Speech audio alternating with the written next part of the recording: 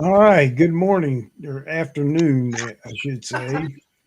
Could be one Mary for Roy, but I'm just trying to get her all set up for this. Everybody, we got Jeffrey in the line this up tonight, and hey Jeffrey, we're gonna do is let you just give us a high on the the daggone it the uh, what am I trying to say? The I'll just good. babble a bunch of crap. I'm the bull, boot. Go ahead. Well, hello everybody, and hey, I just want to, after still unsuccessful in terms of trying to get into the chat, and I, contacted Restream, and I don't see how it has anything to do with Restream. YouTube, you never know. YouTube has, I mean, YouTube just does what it wants to do when it wants to do it, and timing is poor as usual.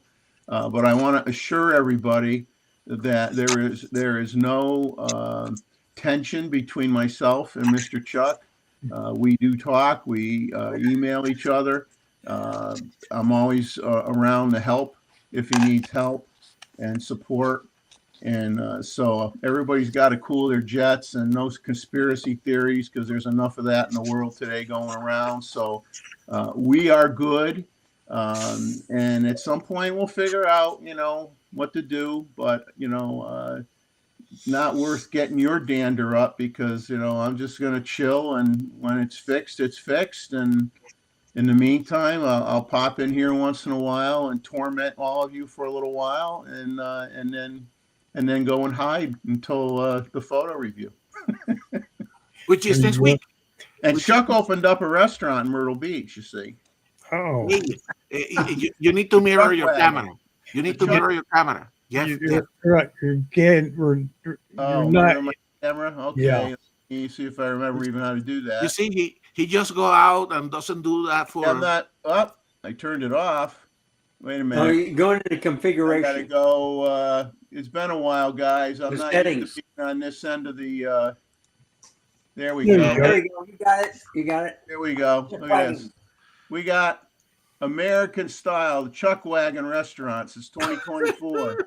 If it ain't messy, it ain't worth it. All right. So I didn't know Chuck was expanding into the restaurant business down in Myrtle Beach, but I wouldn't put it past him. That's right. Hey, you need to tell everybody the stuff for next week for the shows. Yeah, we only have 36 pictures, folks, for the show next week. So people got to get on their high horse, as they say, and send me some images, please, because that doesn't include what I'm going to throw in. But I mean, I don't want to be throwing in 20 pictures. I mean, that's ridiculous. You see enough of my stuff. You don't need to see any more of my stuff. Yeah, we need to have at least 60 to have a decent show. Yeah, we need to like double that number. well, I'm going to give some of mine this week, and so I don't know if it's going to be good or not. But anyway, well, It will fit within our group here, Chuck. Don't worry about it. okay, all right. And just so you guys know, I can see your comments in the chat, but I can't comment in the chat. So I cannot leave a comment. I can't type hi to each of you individually or anything like that. So Now, what I do is I have a different window where I have the Internet Explorer and I have the live stream, and I can chat on there. I just can't chat on the Restream area. So that's how I do it. Okay. So I share the invite for the photo review, Chuck. So Jeff can go through the usual things. So Jeff, go. Oh, we'll go here. Okay, so The monthly photo review is going to be next Saturday, okay, February 1st. Send your images just how you always did before, selectiveimagery1@gmail.com. I ain't going to get too hung up on the format, but 2048 pixels on the long end is appreciated. But you got some spectacular image and you want everybody to see it in the best way possible. If it's bigger, I'm not going to cry about it because I delete all the images the next day. So it doesn't really clog up my computer. Clogs it up for 24 hours, not a big deal. Put down, if you can, your settings and a brief description. And as always, and remind me, folks, because sometimes I do forget to do it. Remind me to put the link to the show in the chat. And then that way, when your images come up, if you want to join the panel to talk about your images, you can do so. You guys that are on the panel that come on when I'm on with the photo review, kick me in the behind and remind me if I don't put the link in the chat. I want people to be able to come in whenever they want and comment on their work. Otherwise, I'll just read what you send me, and I kind of do a script for everybody's pictures, and you know how it goes. All right. And it will be at remember, next week we're going to get together at Selective Imagery YouTube channel. Not here. We move to that channel for that week. That's right. Yeah, and as they say, just like on this show, you be there or be square. Exactly. All right. So we go back normal here. All right. So Tim was asking. He wants us to act normal. He wants us to act normal, guys. We believe we want to be normal. So Tim was asking if Chuck Wagon Restaurant has grits. No. I don't think so. I went there today. Wife and I went there today because they have they have a chalkboard and they write down where some of the food comes. So they get their hot dogs from Connecticut. I forget whether it's Muckies or I think it's Muckies. Okay. So they get the hot dogs from Connecticut. They get, I think, pork from North Carolina. They get something else from Texas. So they have it written on their board. But decent food. I mean, my old neighbor, who's very, very, let's say, eats at more established places, didn't particularly like it, but my wife and I and other friends like it very much. It's a nice place to go for a quick lunch and yes, and good cornbread too. Hey. So if you visit me, guys, if you come and see me and we go take pictures, I'll take you to Chuck's restaurant. Chuck Wagon. And don't confuse that with the dog food when we were kids. Remember they had Chuck Wagon dog food? yeah. Oh. It's not dog food, it's real food. All right. What do you have going there, Gustavo? So for tonight we have a little presentation, one of those that I have in my back pocket, which you happen to. It was not as elaborated as I wanted, but I think with those slides and a little bit of a show and tell, I think we can do that. It's about camera straps and how do you carry the tripods, how do you attach the camera strap to your camera, all these little gadgets here that I use for attaching things to the camera. So Okay. we're going to go through that later on. Okay. So that will take us a little bit. Hopefully, I manage for you guys to spend some more money of your own money. Well, I'd rather have you send me money that I could spend, Gustavo. Exactly. So that's what I have for tonight, Chuck. So It sounds good. A lot of good there. So I think I threw in my thought on taking pictures with my 600 6.3, Yes. and I didn't when I had first took it out and I tried it. I was not happy with it, Okay. Okay. Okay. but because I had to, it took me a while um, to develop it to Los. Oh well, So let me ask you a question, Chuck. The thumbnail for this show with a gray, that yes, gray blue heron yes, that you took with the 6.3? yes. Oh, that look good. I like it. I didn't know how I couldn't remember how I would but God, I can't say that word to listen. Gosh, I can't. I can't. But I can't play this word. I don't know why. What it Okay. is. Anyway, I just I had do a lot of things to make the camera Okay. do what I wanted it to do. Okay. Okay. Okay.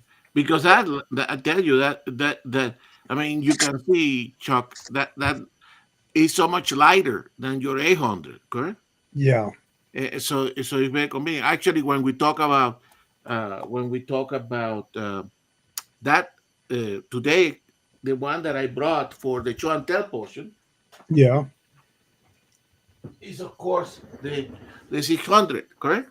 yeah, And you will see that one of the things that I did, Chuck, is I changed the foot yeah, yeah, so that I can put some of this stuff in that yeah, foot, right? So anyway, yeah. when we cover that part of the show, we talk about that.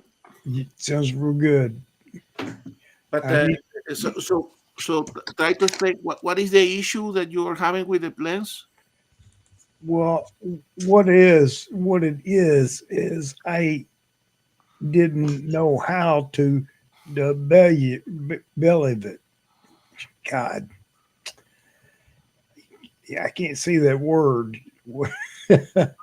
uh, Well, don't worry. When the word come back to you, I know you know the word, but when you yeah, remember, say it. Okay. I can hear it, I can say it, but I can't see it here. Yeah. Well, when it come back, just throw it out. Yeah. Anyway, so But that's a fantastic lens, and certainly for a walk. Correct. I would show you how I attach it with this, and I actually sometimes, because that's my walking lens. If I want to go and do something quickly, wildlife, but I also sometimes carry it in the monopod if I want to yeah, have a little bit more stability. Correct. But that lens is fantastic, in my opinion. Right. it is. Yeah. So Jeffrey, you say that you have some photos, but let's go here one by one before we go through this. Roy, any news? Anything do you want to share before perhaps I Jeffrey haven't can seen show anything some? new. Been very quiet in my world. I haven't seen any new cameras that haven't been around yet. Okay.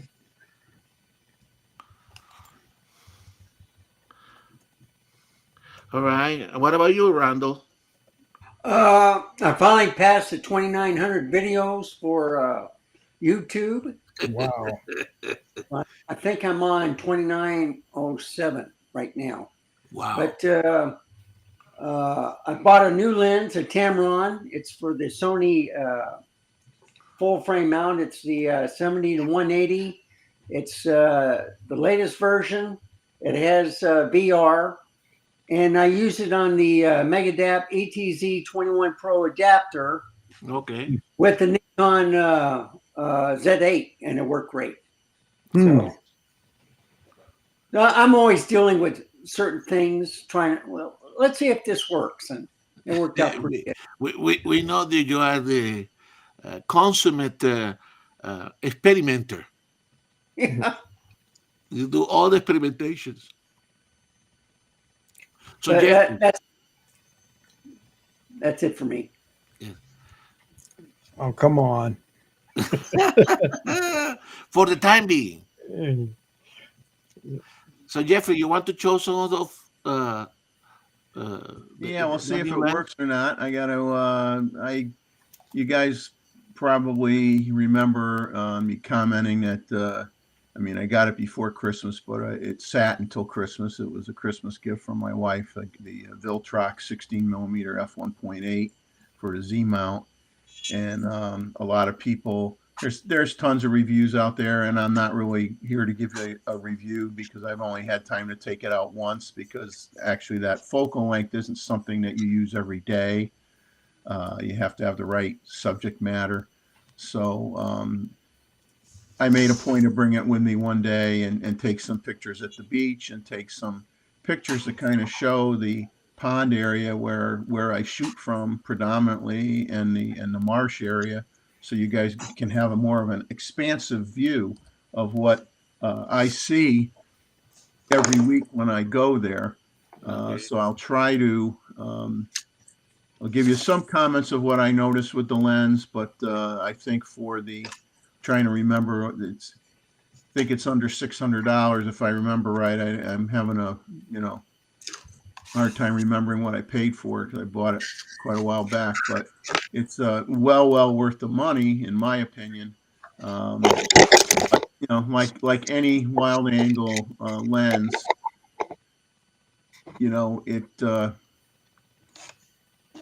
they all wide angles kind of have certain limitations. And I don't know what happened here. Choose content to share. Small, large. I don't know. Let's say large. Unable to share the screen. Oh, So. so did you have the photo open? I'll do. Yeah, I do. Because when we see when you do the chair, the bottom it only showing Chrome tab or Chrome tab, window, or entire screen. So I typically I use window, and then it presents me all the windows that I have open. Yeah, I'm gonna say.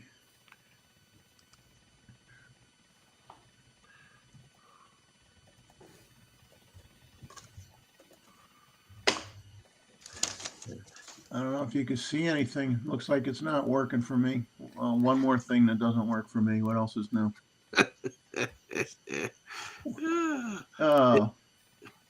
I don't know. I have the. So when you open share, what do you see? Well, when I go to share, it says allow Studio Restream IO to share your screen. It says you could share your entire screen or a window. So I said allow to share window. And then it says it doesn't show you the windows. No, it comes up and it says choose content to share, and it says presenter overlay off, small or large, and then it has a button that you click that says window. So I'm trying different. It's just telling me screen sharing is not allowed. That's a permission on your Apple. No, I never had that problem before. Because you hosted the show, but now that you're not hosting, it's different. Wonderful computers. Yeah, so I will go into my settings and I'll see if I could figure out. It's probably under privacy and security. I'm assuming. Exactly. And when you're looking at that, they say hello here to our friend Luis, which is in Thailand. Imagine that. He's doing his nature photography there. So I'm sure we're going to see a lot of beautiful pictures coming up from Luis. So Luis, I was asking how many more weeks, and thank you for answering my email I didn't know. I know you were going to Thailand, but I didn't know you were in Thailand, and you still were kind enough to reply me back. So I keep on the. I don't want to bother you yet, but what you gave me got me allows me to move on. Yeah, move on. I'm just looking through my choices here. So keep going there. Don't worry. We keep the show going here. So anyway, so Mr. Roy, how's it in Australia? Do you still have your visitors, or it's too hot even for the birds? No, they still come. They're pretty tough birds in Australia. They're very friendly. They got very few fears of people. Like they'll land right on you or next to you without any problem. All right, all right. And you are currently uh, downstairs or upstairs? You have okay, very Down. good, very good. Not in your office with all your equipment. No, I'm taking it easy today. All right, Keeping an eye on the wife. that's very good. Make sure she doesn't get up to mischief.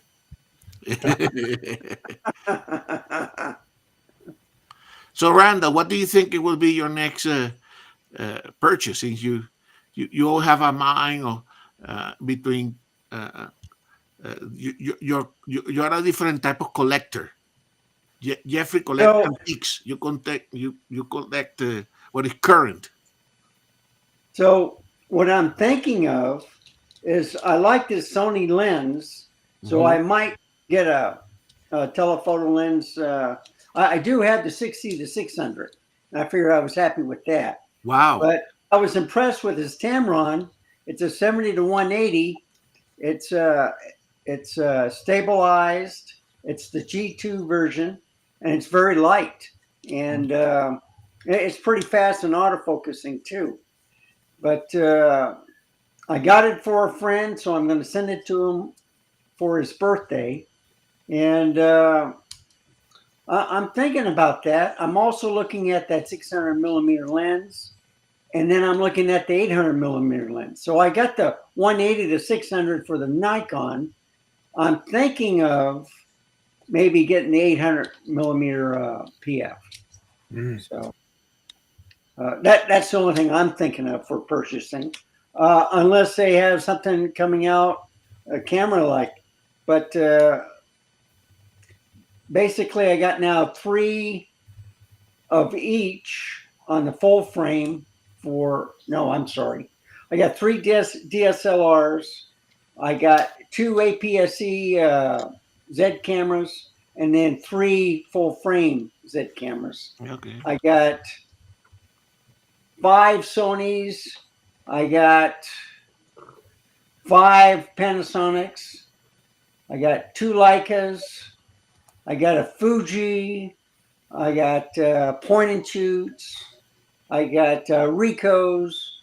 I'm pretty happy what I got. And I got a lot of lenses. So what I try to do is figure out, well, what am I going to do next? And it just hit me that with this lens, I could also put it on the Z52, for that extra range for a crop sensor. But also, I have a 70 to 300 millimeter, which is crop sensor lens, and I was going to put that on the Z52 also. Mm. And, as a super telephoto. Yeah, with the ETZ 21 Pro adapter, you can do a lot of things. You can share the Sony lenses with the Nikon too. Yes. And, I try to use a pancake lens, and it's so new that they don't have information to work with the Nikon cameras yet. So Okay. you have to wait a couple of months. But basically, I'm happy with the lenses I have. I change them out on the my studios and stuff to give a different look. I'm always competing lenses against different camera systems, and I just try to help people make a decision on, hey, this is pretty good. I recommend it. It's cheaper than this, but it'll do good for you.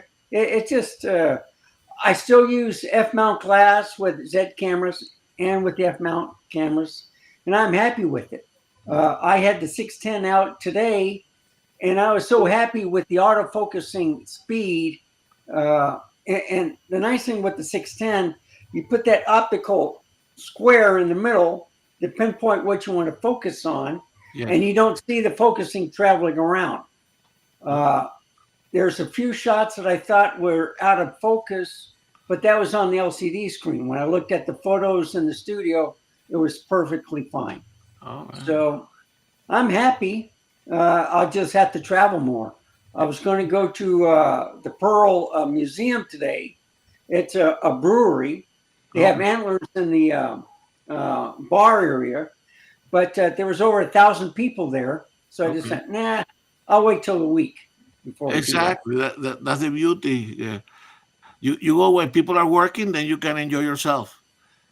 That kind of my philosophy here. So obviously, I think now that we're moving quickly into February, I think we probably see some sort of announcement this quarter, correct, about what's coming up. Yeah, well, we'll find out. Nikon have been awfully quiet, and But you see, they never give any secrets out. So I don't know what I'm out with. Hey, you ready? Jeffrey's ready. okay. Yeah, so I think. So I guess you just got to toggle Beautiful. me on. Okay, so this is Huntington Beach State Park that I go to a lot. Obviously, you guys are aware of that. And this is the pond side of things. This is Mullet Pond. If I turn myself around and look the other direction, I'd be looking at the marsh, which is pretty much pure salt water coming in, filtered a bit with the grasses and everything, but coming in from the ocean and is affected by the tides. But the pond side level is controlled by basically valves that the park chooses to open or close at their discretion. Usually they leave it where the water only is allowed to go one direction, from the pond to the back into the marsh when marsh is at low tide, because they like to keep this water level low. But this is towards, if you were in the parking lot where you would park your car and you would walk up a sidewalk, like in front of those rocks that you can't see is the sidewalk. And the sidewalk runs the whole, you'll see it in the next image, but that runs the whole length, and you have a bunch of rocks, and then you have some plant life growth, and then basically you are in the water. And this is what you would see as soon as you get out of the parking lot and start walking up along the side of the road that is the main access to the park. And you have you can see this little island of that's present here in the picture. You normally would not see that if the water level was what I would consider normal, with the water level being low, which they like to do this time of year so that it's easier for the ducks. They want to attract the ducks. They wanted to turn this into a duck pond, even though it is not a freshwater pond. And they have grown different types of plant life in it, and they lower the water level so it's easier for the ducks to get the food. Then the small shorebirds will come in because they'll basically stand on that mound of dirt, and they will pick insects or whatever out of the water. And so sometimes that's full with a whole bunch of birds. But as far as your eye can see, that is all this same pond, and eventually it ends, because then you have the original road that allowed you to go into the park back in I'm assuming, I think it was around in the 50s or 60s. if not prior to that, was the original road. And then there's another pond on the other side of that called Mallard Pond, which is freshwater. So Mullet Pond, which is brackish, doesn't have many mullet left in it because of all the fish kill events we've had. Okay. And Mallard Pond, which makes sense that that would be for ducks because it's fresh water. They're not optimizing that for ducks. They're trying to make this pond the duck pond. So, if anybody can figure out the logic behind that, I'd love to hear it. But anyway, this is the first image, and this is with the Viltrox, the 16 millimeter f1.8. And what I noticed with that is if you're shooting it wide open, or 1.8 f2, you're going to have some darkening in the corners of the frame that you have to get rid of. But when you get to like f4 and beyond, you won't have that problem anymore. And I think I had a polarizer on the lens this day. I didn't try it without it, which I'll have to do next time. But I like it's a sharp lens. I mean, a wide angle lens like that, I mean, you can have front to back sharpness and you don't have to stop it down very much to get that.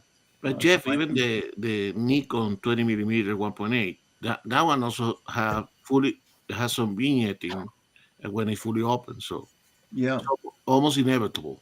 Yeah, you're going to get it when you're wide open on the wide angles, and you just have to. They do have a profile in Lightroom, but it's not as good as I'd like it to be. So the next image is so this is, okay, I've left the parking lot. I'm heading to what you just saw, which would be on the left-hand side, and this is the road. This is the road to get into the park off the highway. And so as soon as you come into the park, you have some overlook areas, one on each side. You can see the little roofs at the top here at the very end of this image. And so those are sheltered areas that you can go if it's raining.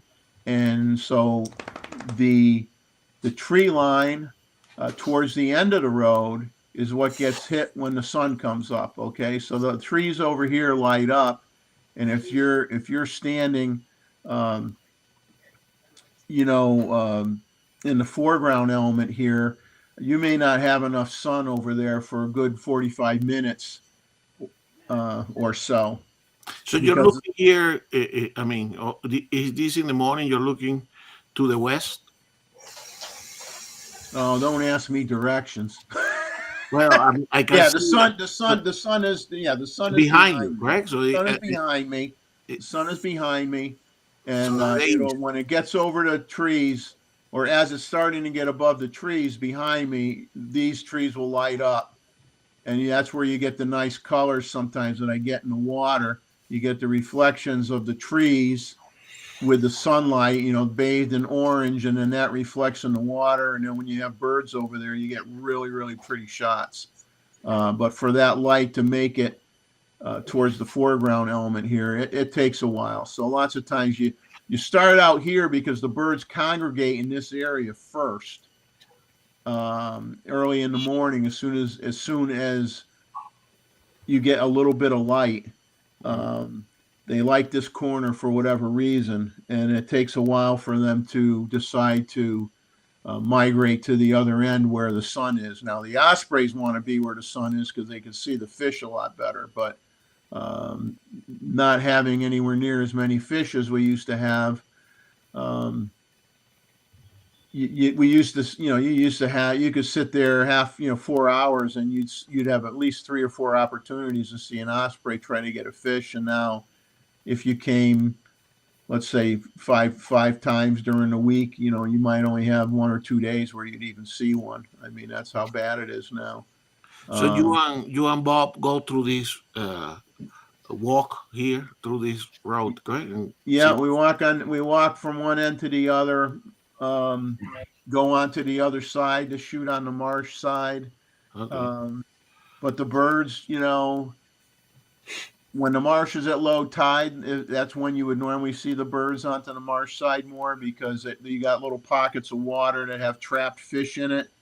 And then when the tide starts coming in and starts bringing in fresh fish, basically, because the tide's coming in, they'll be out there as well. And that's usually when they're on that side. But the pond traditionally had a good stockpile of food sources, let's say, which isn't really the case anymore, and they would be able to feed over there whenever they wanted. Now it's not anywhere near as good as it used to be, because they rarely let water in from the marsh side to the pond side, and therefore you're not replenishing the food source. The next shot is from my backyard. This was prior to our winter storm that we had this week. I got pictures on my other camera that I didn't download yet that have snow on the ground. Woo! We had about 4 inches of snow, and basically I did not leave the house until Thursday afternoon. Because there's no road treatment. There's no sand trucks. There's no salt trucks. There's no plows. There's nothing. And It's a mess. the politicians actually told everybody to stay home and wait for it to melt. Yep. That's the solution down here. Wait for it to melt. But when the temperatures are in the overnight or in the 20s, there ain't no melting going on, and it didn't get warm enough until probably Wednesday afternoon to start melting some of this stuff. So this next shot is, if you come down that road that you just saw and you hang a left, you can go up to the north end parking lot, and once you're in that parking lot, you have access to a sidewalk that'll take you right to the beach. And then you also, if you cross the road from the parking lot, you can get to this pond called Sandpiper Pond. So this is a very, very large pond as well. And basically, if you were to walk through those shrubs and trees on the left-hand side of the image, you would be on the beach. So sometimes you get some birds in here. I don't check this out every time I go, because it's definitely hit or miss, and it's mostly miss. But and the birds, if you do see them, are usually pretty far away. But this just gives you an idea of the size of the area that we're talking about that I go to. And then if you're in the parking lot, this is the walkway, and you can see with this lens, like any lens would give you, you get some flare. I'm shooting right into the sun. I try to position myself. I wanted to get the rays of the sun here, but there is some, colors that showed up here that you can't do a lot about. But this is the walking path that takes you out to the beach. And also in the parking lot area is where we shoot a lot of small birds. You have this is when the sun is just coming up from the beach, basically, and starting to hit the trees. This live oak, which doesn't look so alive. You can see a lot of branches that are broken off of it. But it's not dead yet, and it's a great place where bluebirds and yellow-rumped warblers and all sorts of small birds like to perch on there. So it's a great. Hopefully, there was another one, kind of like not in the view of this image, but it would have been closer and to the right, and it wasn't dead yet, and they cut it down. I don't know why, but so they took away another tree that was great for birds to land on. And once again, another decision that doesn't make a lot of sense, but I like the sun hitting the tree here, the trees in the background, and that's when things typically start to pick up and get exciting, once the sun starts hitting some of these areas. So are you still on that paved pathway, or you are in the This car? is this is driving to the end of that road, and that you saw in the beginning on the second picture, and taking a left and driving probably, maybe it's Okay. a mile up the road. And this is from a parking lot area where, if you're looking one way, you see this. If you're looking the other way, you oh, something happened here. Ha ha ha! It locked up. Oh, wow. It locked up. Yeah, that image of the sun along that sidewalk would be the other end of the parking lot that takes you to the beach. And I'm going to have to try to redo this so I can show the last few images here, if it lets me. So I'm going to click on this. I'm going to say share window. And come on.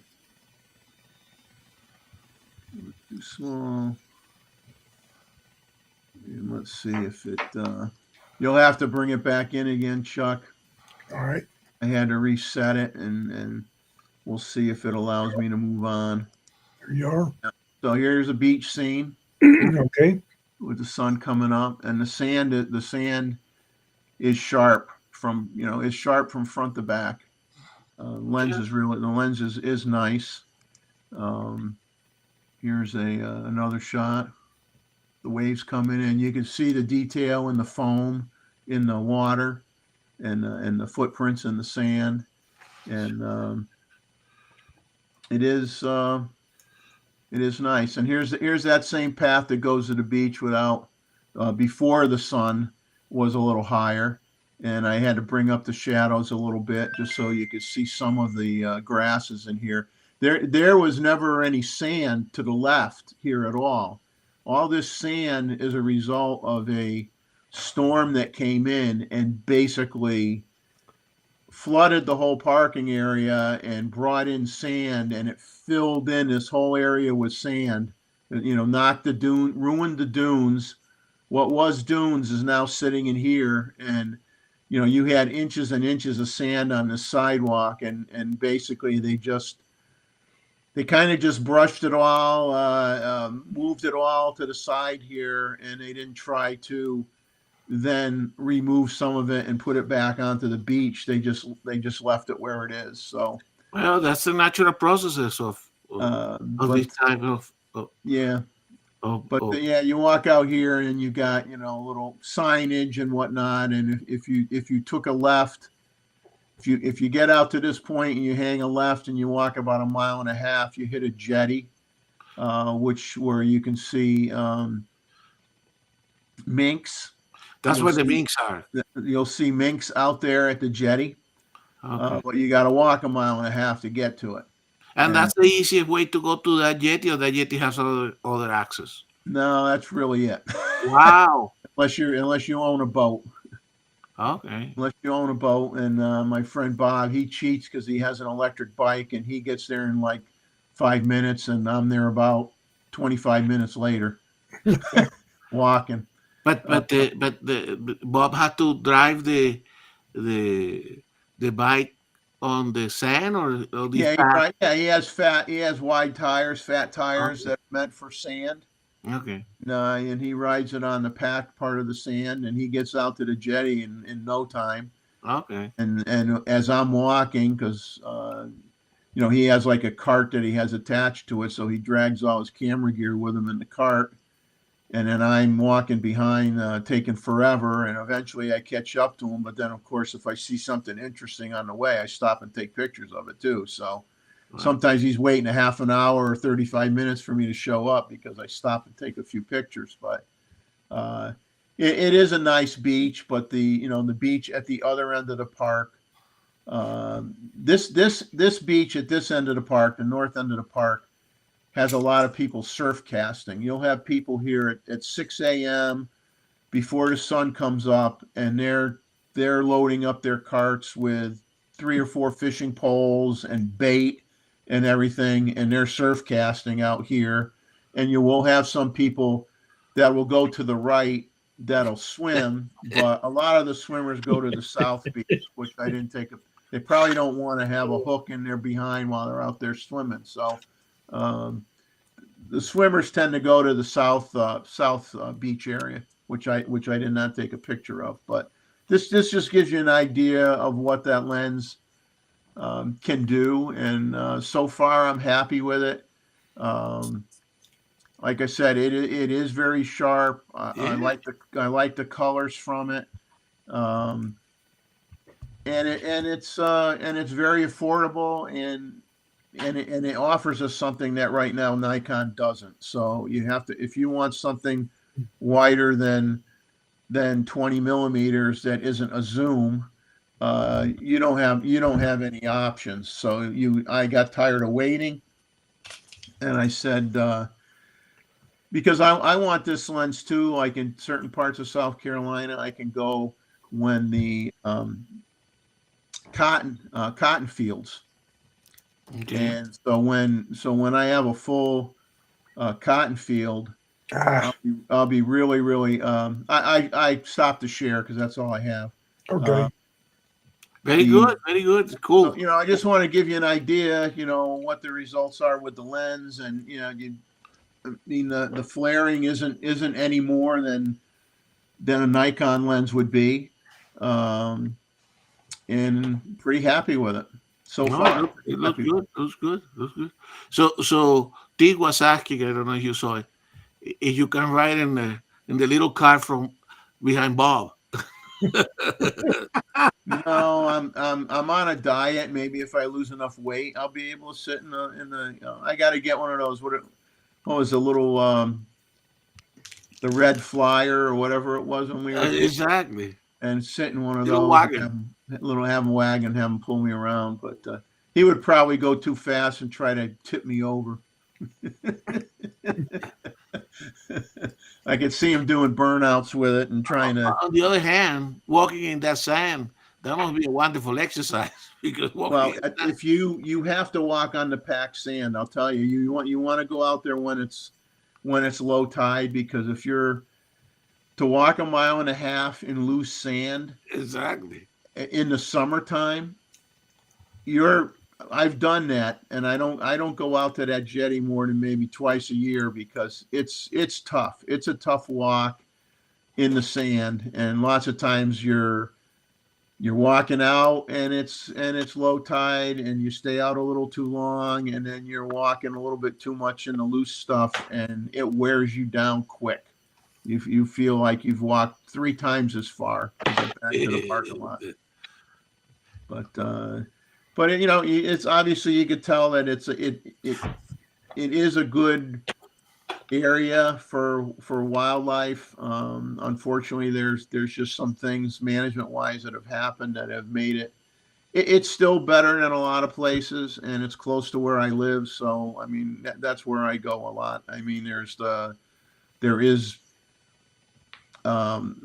the old rice fields and waterways of Brook Green Gardens. That's less than a mile down the road, off the highway on the opposite side of the road, where you have the sculptures, and you do have areas where there's water. But amazingly enough, when I go down there, I don't often see a lot of birds. Although that owl that I think Bob showed some owl pictures. I might have shown a few owl pictures.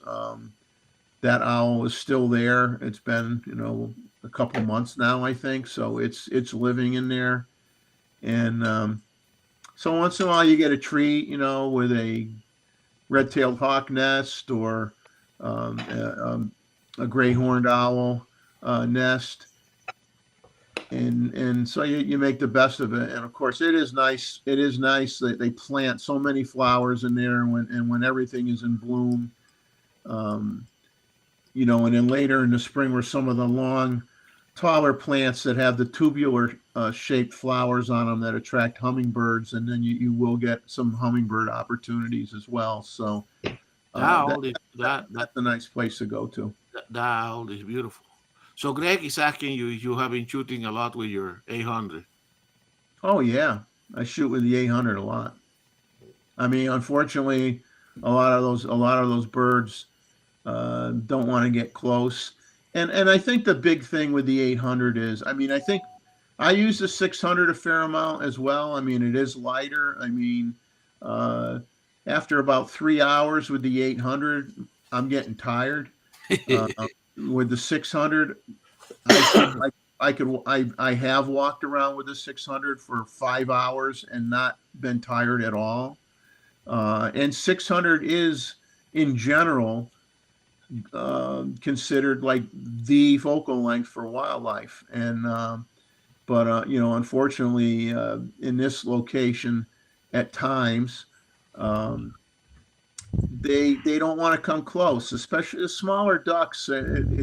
We had some unusual activity this year where we had mergansers that were literally maybe 25 feet away from me. Normally, they see people, even though there's people there every day. They do not get close to shore. They don't get close to the bank. Normally, they stay pretty far out, and you need a long lens if you want to be able to end up cropping an 8x12 or an 8x10 image of one. You need long glass to be able to do that. On the other hand, where that stretch of dirt was in that first shot, those birds aren't far away. The 800 sometimes is too much. The 600 would be better, or the 180 to 600 zoom would be better, because when they're right up against the bank, you can't back up because you got the guardrail there for the road. So you can only back up a couple feet. You're on the sidewalk. You can't, unless you want to stand in the road and take your chances that you're going to get run over, you can't back up. So that's where you need, you know, in places that you shoot that are like that, where you have an obstruction that does not allow you to be mobile. You know, you can go left and right, but you can't go forward unless you want to go in a gator's mouth, and you can't go backwards unless you want to get hit by a car. A zoom comes in really handy sometimes. So, you know, sometimes I bring two cameras. I got the 180 to 6 on one body, and I got the 600 or the 800 on the other body. And the 800 is great for small birds because small birds are skittish. You want to have a decent size of the bird in your frame where, you know, you can get a, you know, where you can do a nice 8x12 or even sometimes a 12x18 print. That's where the 800 comes in handy, because you're not getting so close to the bird that you scare it off. So that's, but you know, then again, it all comes down to every area that you may shoot at could be completely different from the next area you go to. They're not, they are not all the same. The wildlife there isn't all the same. Bob and I went to a place one time that we were just trying to find a place that was different. We drove an hour and a half.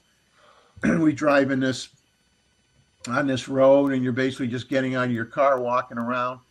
We didn't see any birds, and when we did, and they were 100+ yards away, and as soon as they saw us, they disappeared. They weren't used to seeing people at all, and they just disappeared as soon as they saw you. There were absolutely no photo opportunities there at all. So it all depends on where you go. You go to Florida, they're used to seeing people. You go to all the parks in Florida, they're used to seeing people. Yeah. Doesn't mean that they can't be skittish, but they're not going to like see you and go, "Oh, human, run away, fly away." You know, they're going to hang around for a little bit. But dogs, because they get hunted and they move around, they don't know whether they are in this park and the other park. So typically, it's a little bit more difficult. Hey, Jeff, a couple of questions. So one is about your latest video on the beautiful camera. Wow, that camera! I showed it to my wife with that Art Deco design front. They really, you know, this is when cameras they needed to make then like a little bit of artistic as well, correct? Yeah, that was the same gentleman.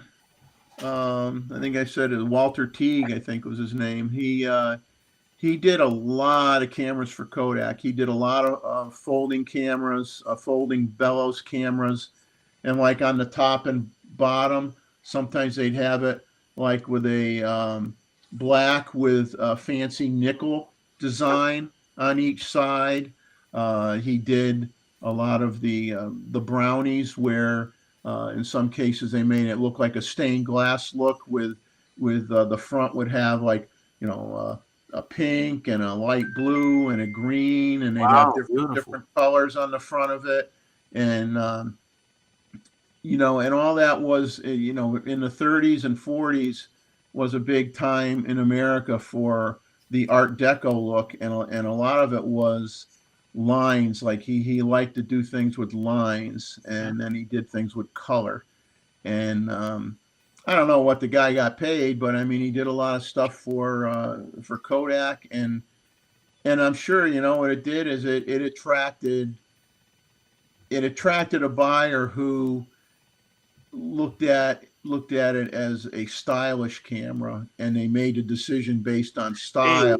At that time, more so than capability. You can see if you wanted to make your trip to Europe for the first time, you will buy one of those, and you, I mean, that thing was beautiful for sure. Yeah, so you guys don't know what we're talking about, you need to go to Selected Imagery and look at that latest video from Jeff.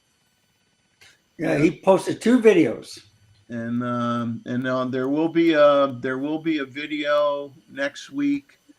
I put together like a 24-minute video on Huntington Beach State Park of images and video I captured from, because I haven't done a nature video in a long time.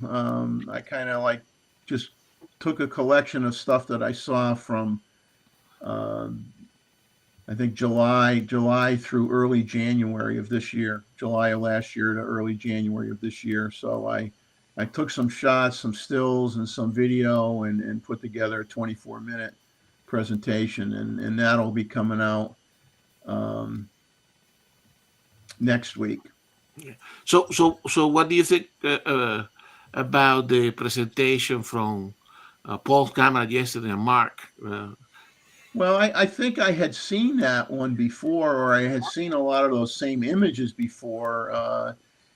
You know, I think he you know, reuses a lot of some of the same stuff that he's taken. You know, he's got it in the computer all set up, and he may have different guests or whatever. But I didn't necessarily agree with everything he was saying, because we don't like to agree with everybody, right, all the time. But overall, I mean, it was really good for somebody who, you know, had a big focus on Africa and a little bit on Yellowstone.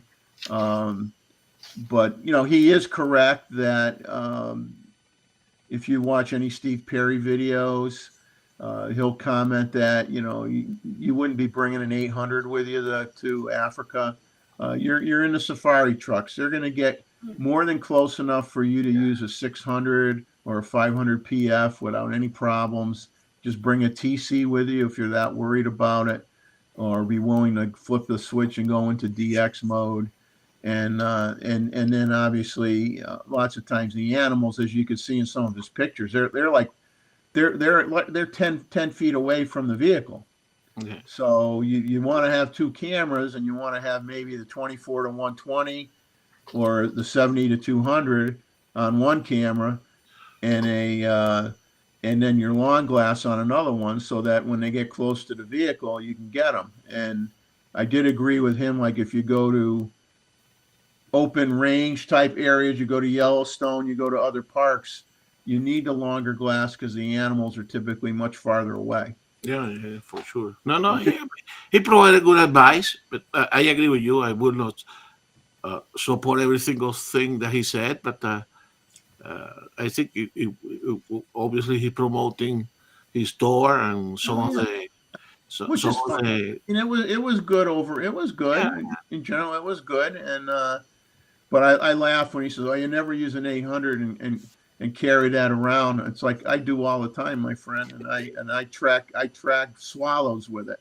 Exactly. Okay, so it's not like you can't do it, but you got to practice, and you got to use the lens a lot. If you don't use some of these lenses for a month or 2 months, man, you get rusty really, really fast in terms of being able to pick up on the bird with a very narrow field of view.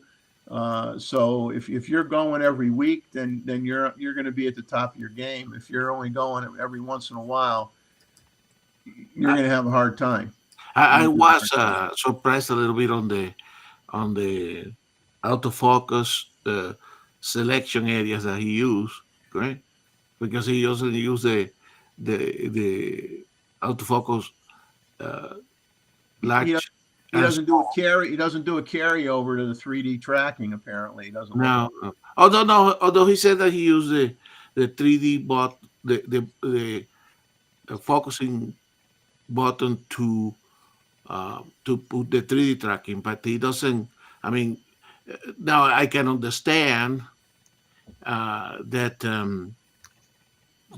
sometimes certain animals, and we have heard Steve Perry also complain that, for instance, the animal tracking doesn't seem to like certain animals, correct? Like the elephant's eyes and all that. So Greg is asking. So this was from um, uh, Paul Cameras in Los Angeles. He made a presentation yesterday that was online. I think Mark is the name, but see, the shop is named after his father. So Paul's Camera. Yeah. And I don't.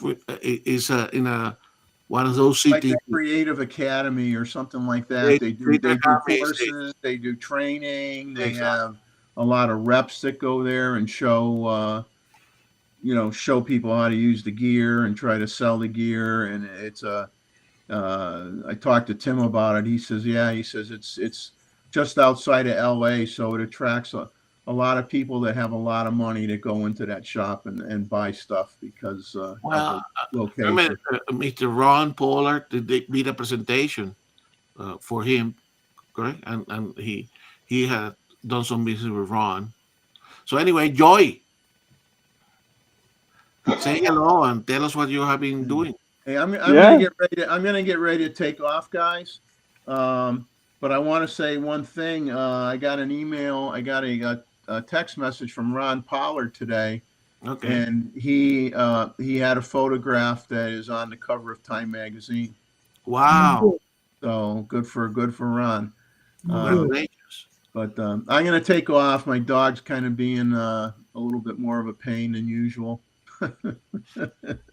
Watch when I made the presentation about the little gadgets later. Thank you, Jeff, for showing up here, and see you next week. Thanks for having me on, and for those of you that maybe came in late, there is no ill will between me and Mr. Chuck. We get along fine. Yeah. I would jump off a bridge for the guy. Okay, the technical difficulties are technical difficulties, not anything to get all crazy about and come up with conspiracy theories. We get along fine. We help each other out. We talk. Everything's good. Don't worry about it. And if you're kind enough, come to Selective Imagery next Saturday for the photo review and send me some photos, and I'll end with that. And nice seeing everybody on the panel. Roy, I hope your wife continues to improve. I hope that works out okay. And Randall, good to see you. Gustavo, as always, and Joey. Because you're too young for me, I'm going to leave now because I just don't I don't gel well with young people. I'm an old fart, so I got to leave. All good, Jeff. Have a good night. Take it easy. Oh, I'm on the big screen. Oh, hello. They promoted. Yeah, how you guys doing? How's everyone doing tonight? Doing fine. What about you? I'm good. Yeah.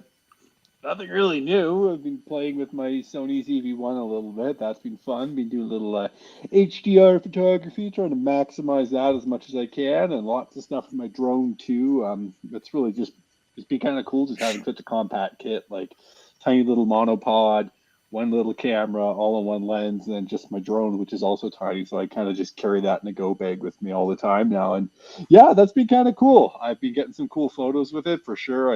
I'm honestly surprised at the image qualities surpassing what I was expecting. And after the post processing, anything can look good. So yeah, that's been good. Yeah, work front, being really, really busy. Got a lot of projects going on right now, so that's been good. And I'm sorry, Greg, if I start playing drums, and that means the show really is running out of content because I'm a terrible drummer, just the worst. Like we're talking, like I practiced on rock. These are my dad's drums. These aren't even mine. Like the guitars that are in here are mine. I'm more of a guitar guy. That's a didgeridoo. There. That thing in the bag is a didgeridoo right there. Then right there we got a cajon. That's a drum box. Trying to think if we're doing other cool instruments in here. Oh no, it's just a mixture of guitars and lighting equipment. So this is for when your dad visit. Sorry? This is for your dad when he visit. Yeah, well, actually, right now I'm at my folks' place, so my wife and I are just spending a little bit of time with them, which has been really nice. And this is our music room where all the beats are made, and also I do the live casts from because I've got lots of space to. Yes, boy, my neighbors hate me. It is very well documented. No, I'm kidding. Although it's funny, I remember when I was a kid, we used to have band practices in here, and I had this drummer. He was just wicked. Like he just played way too hard. And at one point, I like went down the street, and like we live on small acreage, so everyone's kind of divided up by acreages. So I'd go a couple doors down, and there was this couple just sitting on their patio, and I'm like, "What are you guys doing?" They're like, "Why'd you stop playing, man?" I'm like, "You're like 4 acres away." They're like, "Yeah, but it sounded tight. I like the Hendrix because we mostly did classic rock, so it was cool." But yeah, and then aside from that, nothing. Yeah, nothing is new. And you know what? I like it. I like it when there's nothing new. Sometimes that is the best kind of week. That is true. That is I'm true. toying with the idea of maybe doing a blog for my YouTube channel because I haven't done a video in a hot second. I was thinking maybe I'd take my acoustic guitar and just zip out somewhere, play a little, and talk a little. I don't know. Do you guys think I should do something like that? I don't know. Yeah. Hey, Joy, my wife, I showed him that DJI Flip. So she's getting interested on that one. So if we decide to buy one and she really want to play with it, then I'll let you know. So in case that we get stuck with something or we need some more professional advice on. I can give you somewhat amateur advice, and I would be more than happy to give it. No, that's awesome. That's a cool little drone. It's cool seeing the micro drones really like kind of take over the space in a way. And like I don't mean that in like the fact that like the big drones. Oh, sounds good, Chuck. That the big drones are bad, but you're just so what's the word? You're so stuck really with where you can and can't fly, and like that's really like a global phenomenon, right? Like there's very few countries where it's like, yes, I can fly a helicopter. I don't know, whenever I think of anyone breaking rules, I just think of Nick Cage. He's just the voice that comes to my head, like he's my inner demon. But you know, the micro drones are light, they're fun, they're a lot more cost effective, and the image quality has gotten to the point where like, you know, yeah, you can tell a difference maybe between a micro drone and like, you know, a $5,000 drone, but the footage is still clean, crisp. It looks good. Like I remember when I got my DJI Mini 1, I was like, because I when I first started, I was using the big quadcopter, like the Phantom 3 Pro. And that thing, yeah, it had a backpack, and like whenever I went to the airport, they're like, these batteries are too big. Like it was a whole thing. But then I sold it, and then I got the little Mini 1. Didn't have any safety sensors or anything, and it only shot, I think, up to like 2.7K instead of 4K. And I could tell a difference in the image quality, but I had it with me always, right? And I think that's where the trade-off comes, is like as you get these bigger drones, you can't take them with you everywhere. And you know, if you're a photographer first, drone's going to be an afterthought. But if you have it with you and it's not a huge hassle, oh my God, you can get so many cool photos. It's a completely different perspective. And Exactly. you know, And these ones that are micro drone or these light drones, they typically are easy to. I mean, you don't have to have. I mean, you still have to register them, but you don't have the big regulation, correct? Yeah, exactly. Well, and I mean, some places you don't have to register them, right? Like in Canada, you don't have to register a sub 250 drone. Like it's not a thing. But then all the rules that apply to the big drones in the parks apply to you, right? So that's where the rules get super weird. Is like it'd be the same in the U.S. It's different state to state, right? Like on the policy specifically on micro drones. Because even in Alberta, I could go to downtown Calgary. I can pop my drone up. Technically, I'm not breaking any rules. But if I go up to Edmonton, they actually have special rules in place prohibiting micro drones, right? So it really just depends. And then, yeah, I guess, yeah, even by county, it changes. So, Wow. it's, yeah. Well, and I mean, that's Canada. US, I've only flown in Wyoming.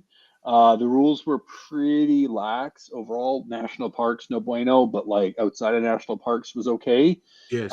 But back then I was flying with like a DJI Mavic Air, which great build quality, but oh man, the connectivity was bad because he used Wi-Fi. It was one of those old school Wi-Fi ones instead of a satellite controller, and it's like if it got more than like 20 feet away, it's just like choppy, and you're like, oh my god, am I gonna lose it? And then yeah, I mean, and also that okay, that's my biggest tip for you though, Gustavo, with your new drone. Make Yes. sure you wait for the return to home to update on the map before you send it, because if you don't and you lose connection, it could land anywhere at once. And I Oh, had that happen in Seoul. I popped my drone, this big quadcopter, off the roof, sent it over Gangnam, like the song Gangnam Style, and the drone all of a sudden was just like, you know what? You don't get connection. You get nothing. And I was like, oh, this is bad. so And I'm so, like trying. so obviously I will check with you, but so basically when you turn it on before you let them fly, you make sure that the Home certain points update. settings are on. Well, so Leave it it'll running. literally say to you, home plate updated. And then you know that it's like set to where you physically are now, because otherwise it will decide that while you're mid-flight. And so that's what happened to me with the big drone was it was like mid-flight, it decided that this other building was the landing point, and then I lost connection, and it was just like landing, and I just landed on this random skyscraper. Like I had to go, this Oh guy my was god. like, oh yeah. And I was like, yes, I know what. I have a drone. He's like, Anya drone, boya, hajima. And I was just like, I'm so sorry. My Korean is atrocious. Helicopter, helicopter. He's just, and then I think finally he's just was like, if I let him on the roof, he'll shut up and leave me alone. I was like, yes, Okay. got this. All right. Well, no, I think I mean because she will be new to it. That will be that she had a lot to learn, and the same for me, correct? But uh, i- if she wanted, I think I'm going. It's a way to share when we can. You know, if I'm doing something, she can or go to a place and there is the possibility to fly the drone. She can do that and take some photos, correct? Complement what Totally. I'm doing. Yeah, to make sure you practice the simulator a bit first. The DJI Fly app has a simulator school you can do, Okay. and it's a really great way to practice with the joysticks. And then your first time going out to fly, just pick like an empty field with like nothing in the way, because I think the biggest thing that you'll take a little while to get used to is like you'll be watching the drone and trying to control it, but you have to get used to looking on the controller and getting used to that perspective. And then, when you're flying it back, getting used to like, okay, like I'll break it down this fast, land it. It takes a little bit of practice, but once you get the hang of it, it's a ton of fun. And I mean, you will crash. It does happen. I've crashed many drones, but big thing is just don't go too fast and just take it slow. And if you don't feel comfortable with something, like it, I'm trying the best way to say it. Don't experiment over top of people. I think that's the biggest thing I learned was like I didn't obviously crash into anyone in the past, but I've had instances where like I've been trying a new flight method and it's been in a very large public space, and all of a sudden like I can just feel like, oh my god, I am not comfortable with this, right? So my methodology after that was like, all right, I'm gonna practice this way of flying in like an abandoned parking lot before I try it, you know, over wildlife or over buildings, anything like that. Not that I'm saying you should ever fly like that, but if you're going to practice, Yeah. practice that. She likes that option that she can give verbal commands, to do simple things like, follow her or doing something simple like that. So anyway, so something to keep us entertained. No, totally. That's awesome. Well, I'm happy to hear that you guys are getting into some droning. I won't be the only one that has to drone on. Roy has some and Chuck has some, but they don't use it anymore. Yeah. I do. Nice, Roy. That's awesome. You can fight the kookaburras in your neighborhood. Exactly. Yeah. Well, gentlemen, it's just a brief one for me tonight. I'm going to jump here, but great seeing you guys, and I will be watching on the YouTube stream. So have a great week. If you're in the chat, thank you for coming. Great to see you all here, and stay safe, stay warm if you're in anywhere north of the Canadian border, and take some good photos, people. It is photo review week. It is the deadline fast approaches, and we need art. And I'm going to send some really horrible photos in from my Sony ZV-1. I'm going to blow minds. It's going to be amazing. I drank a lot of coffee today. Have a great week. All right. Thank you, Joey. Bye, Guys, Joe. cheers. All right. So Okay. Didn't see he he let anybody by again. Okay. Oh, tell everybody. Hang on just a second. Hey, a lot of people are asking me or put something in the chat. yes, I just don't have enough the things in I can't my speech is very limited, and my be well, you know what's not what goes on, okay? And so anyway, I just wanted to say I just don't, if I don't answer you, it's not because I want to, I just can't, okay? don't worry, Chuck. Don't worry. All right. But do interrupt us, correct? Because I remember that part of your practice as well, correct? Yeah. I keep doing that. Yeah. So, Chuck, I put the presentation. Do you think it's a good time to go through Yeah. that? Sure. Mm-hmm. Okay.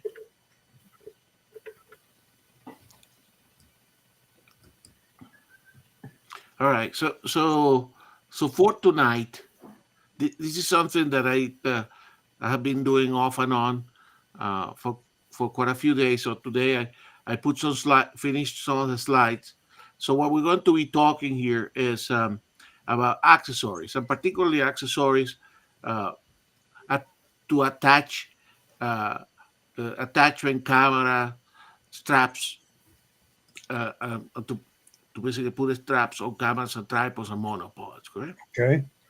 So so let me go here to my notes so I can make sure that I continue to that. So last week, remember, we talked a little bit about bags and transporting the camera equipment, particularly when you're doing some air travel, right? And we talk, but once you get to the location, we still need to transport the equipment into the field. Okay? So my preference, and remember, everybody has their own, is use a combination of a small backpack, one side, and some track, correct? Which is the topic of today's presentation. But in principle, I hate straps, correct? But it is it's a kind of necessary evil. Okay, so what we're going to see. So let me go here. So I have used many different strap systems, right? So my current strap system is the Peak Design, right? I use that Peak Design, the so-called slide camera strap. I don't like to permanently attach the strap to my cameras. For many years, I had never put a strap neither to the cameras nor to the tripods or monopod. But as I said, you need to transport. There are many options available. I have some of my other straps here that are popular. Okay. Uh, One thing is that I prefer to have the same system for both my cameras and the tripods and the monopods, because if you start mixing and matching, I always going to mess up. And so I'm going for the simplification of trying to do. Correct. So I mentioned and I put the prices there, Chuck, as you suggested the other day. Okay. So that strap, which is a simple strap, it's 69.95. So those are B&H uh, uh, cost. Okay. The reason why I like that is because it's easy to attach and detach. Okay. That strap is white and the length is easily adjustable, and it goes from 39 inches to 57 inches. Right? And the big design can hold quite a bit of weight. Right? So even your 800, your 600, you can hold it without any concern. Right? Now, what I do that is slightly different is that I combine those uh, with the uh, real right stuff QD swivel lobs, correct? And I have some of those in here, correct? Because instead of attaching it to the camera itself, that allows me to attach different, correct? So this is the first. So particularly, and this is the portion that I wanted to discuss with you, correct? Is putting attachment to the tripods. Okay, with that QD system, you can put in your legs of your tripods the QD collars. Okay, and that allows you to use the male portion of the QD system to basically hook into the actual tripod. Okay, uh, now uh, a lot of these, and we're going to go through that process here. If you look for these QD colors, you're going to find that they appear to be specific to the brand of the tripod, right?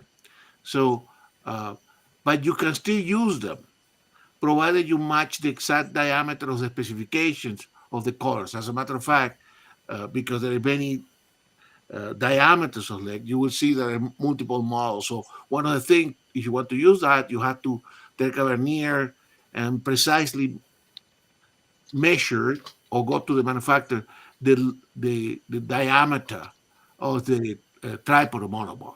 Okay. So if you get close within a millimeter, then you can use these other ones. Let's say, for instance, as I say here, I use some of these Leofoto and Real Right stuff into my Gitzo tripods and my Gitzo monopod. Right? Now, and I will show you an example when we go to the live portion of the presentation. You know?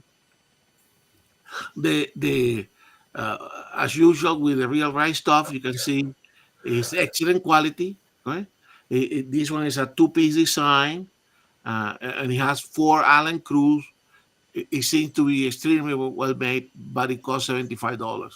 While the Leofoto product, which has a hinge design with only 2 Allen screws, that costs about 24. So I think there is this type of solution for any kind of budgets. Right? As a matter of fact, I have in my different tripods a mismatch because I was looking for the one that matches the best diameters of the legs that I have in my different tripods. Now, together with that, there are these micro Arca type clamps, and of course the push button male QD portion of it. Okay? These micro clamps provide anchor for the strap via the Peak Design QD connectors, QD or QD or the QD connector system. Right?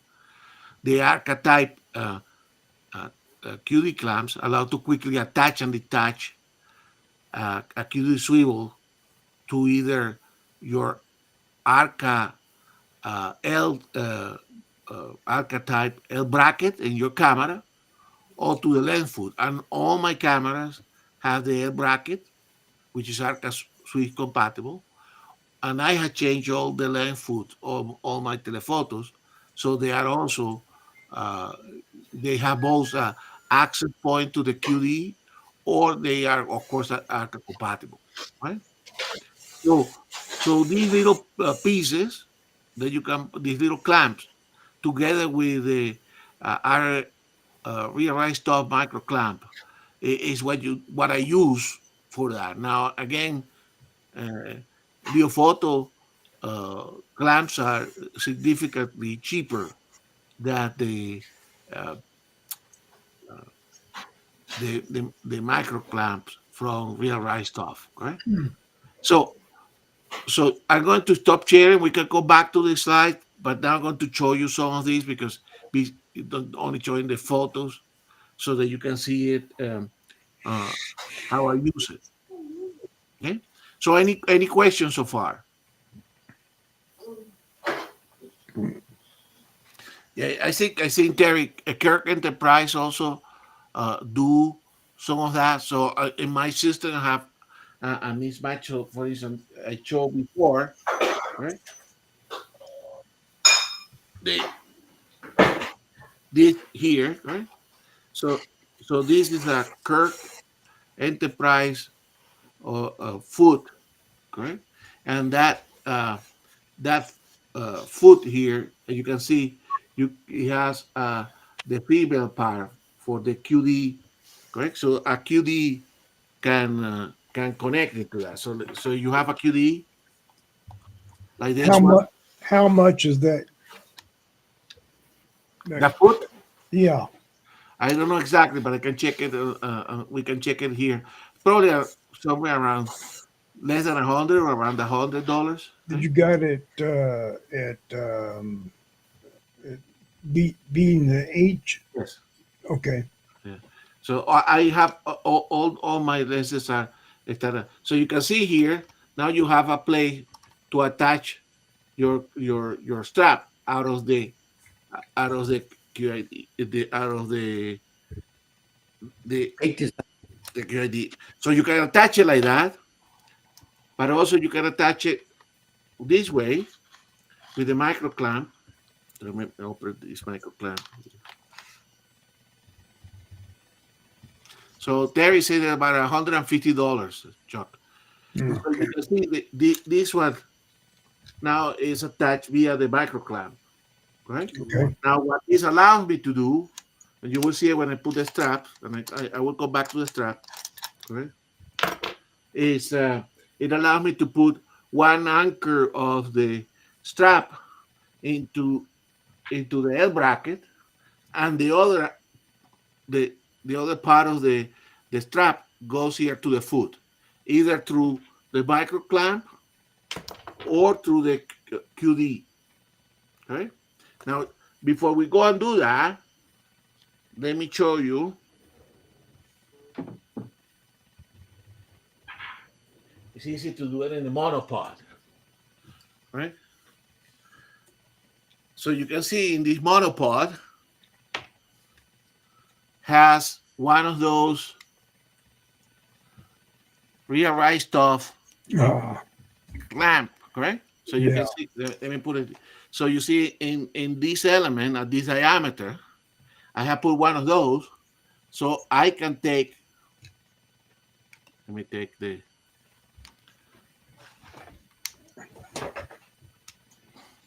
see, without it, that's the way it looks, correct? Okay. Okay. And then when I attach the strap, it goes in here. And now it's ready to be carried, in this case, like this, either with the camera attached, correct? So I can put now the camera on the monopod.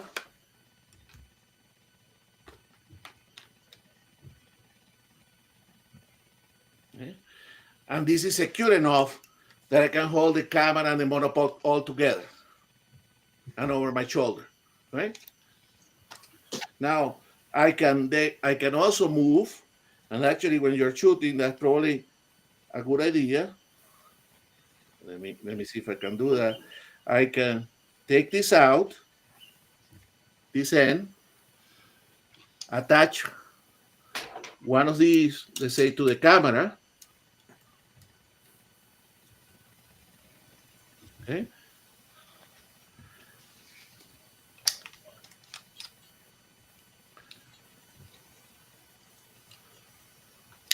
And now the camera, now one strap is in the monopod and the other one is in the camera. Correct? So I can put it like this. Of course, I had to change the length of this.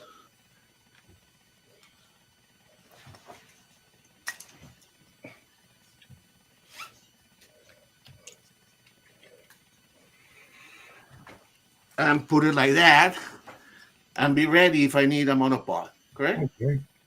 So that's what I want to have, one system, correct? Because I Yeah. can move the point of attachment, different configuration. The configuration like this is quite easy to get and start shooting, correct? And if I need support, I just open the monopod, right? So anyway, that's what I moved to that system, right? Because so I can use the same strap on my camera, on my tripod, on my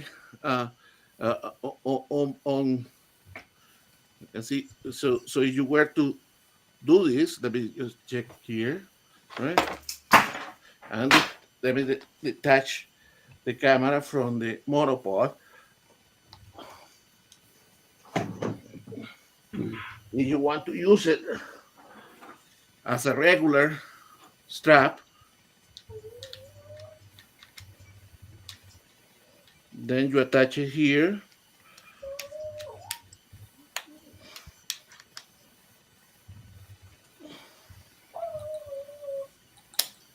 Okay, make sure that it's secure. And the other one can go with the clamp or without the clamp into the foot of the lens, correct? Let's put it without the clamp just to show in this other configuration.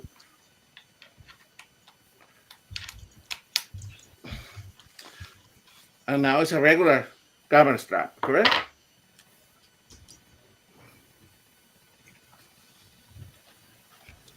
So that's what I like to have, a system that is compatible with what I have. Now, the unfortunate thing is that you need to buy all these little accessories, right?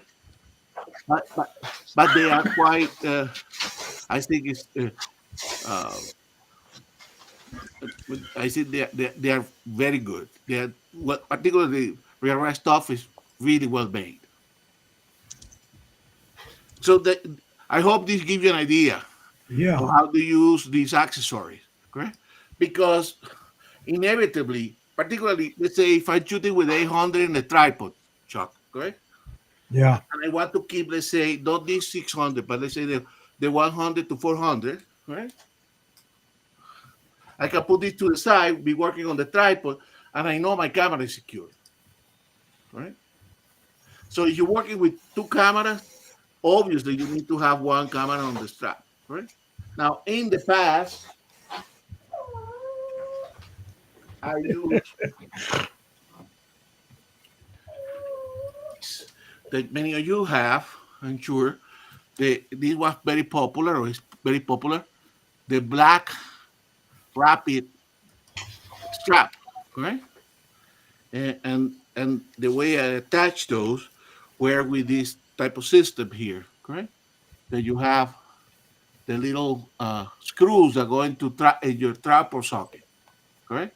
But you can also replace that. As a matter of fact, this strap here, which I don't use as much anymore, you can see it has one of those here, correct? But I like the QR system.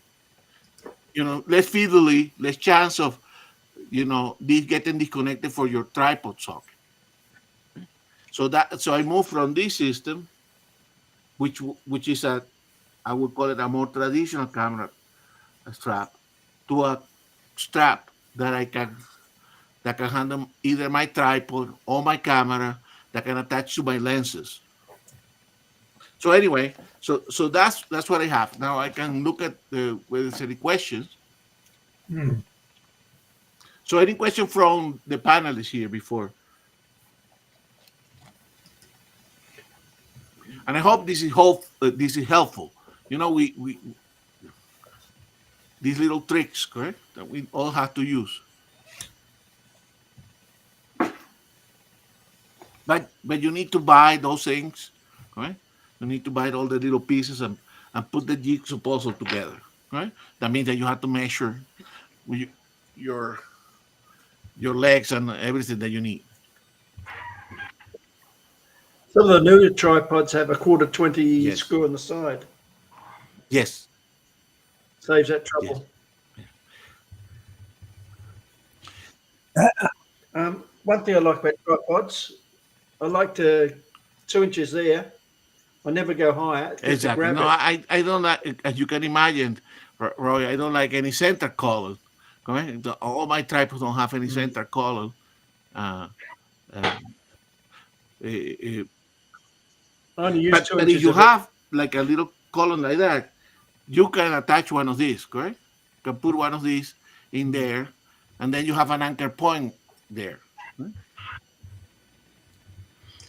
So I think these are very good. These little attachments. Tripods are a pain. Ambient makes Exactly. them So easier. yes, as I said, Roy, I mean, straps are a pain in the neck, but it's a necessary evil. Tripods can be cumbersome, monopod, but in some cases you have to do that. Yeah, Terry was mentioning that he couldn't order any of this stuff in Australia. You know, with Oh. Amazon stuff. They say that sells it only in the USA. I think that's kind of hard to believe, isn't it? Yeah. No, Amazon's funny that Wow. way. That's They would sell Probably it a for third of the stuff AliExpress, or you would think that they would have multiple markets to sell all this stuff. yeah. About a third of the stuff from Amazon's not available in Australia. So I think Robert is saying that I actually ended up putting a RRS Q loop onto his Black Rapid strap. So indeed, you can retrofit that one that I show you with a I probably will end up doing that. So if I know I'm going to use a traditional strap only, then that's okay. But you know, I always have everything on my bag, right? Actually, I have two of those straps, so there is always one in the bag, right? Because if I don't need to use it, I don't use it. But if you are in the field and you need it, then you got all these accessories, and the tripods are set up with that, and the straps are there ready to be used. I think the only one I found was where if I carry two cameras, Yes. besides having a bag on the side of my belt, I have one there where I can connect the camera and then I can interchange them. Exactly. One bag and, so I like that too. Yeah. But Those cases are good. yeah. The one that you can put on your in your backpack, correct? That it has the click system. I know my Erwin uses those too, but you know, you have to select the type of straps, the type of securing device that is appropriate for the type of photography that you do, correct? For me, as a wildlife photographer with long telephoto, you cannot put one of those, rather, that will be something. And then you have an 800 millimeter in front of you. Well, the only thing is don't wear a camouflage uniform with that because then they think you're carrying a bazooka. Exactly.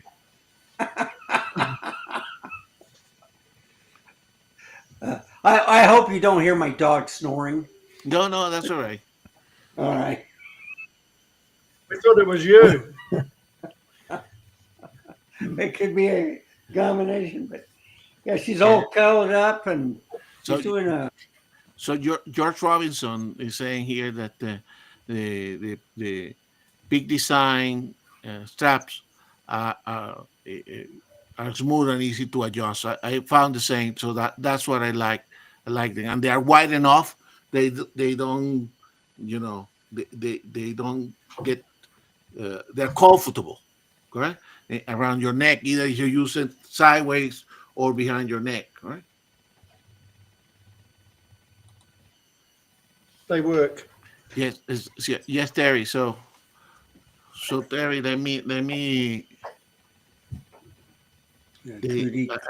go to my orders in B&H, Terry, and I tell you exactly what I order, and you want and Terry, you may want to try depending on your case because they're for this one I think they are sufficiently built, correct? The price difference is significant. The Leofoto one, you can see the Leofoto one, okay?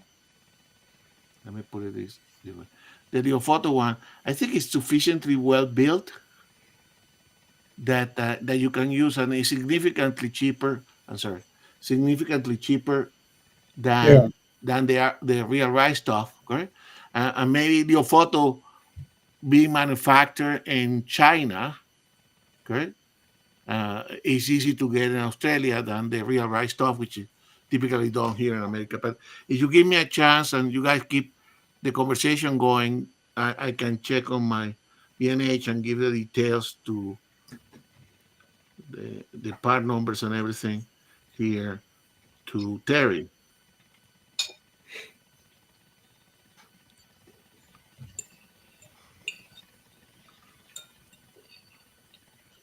But anyway, so those are the things that we need to carry the equipment. I hate when see when I have my screen behind the other screen, easy to find. It's difficult to find. Okay, here it is.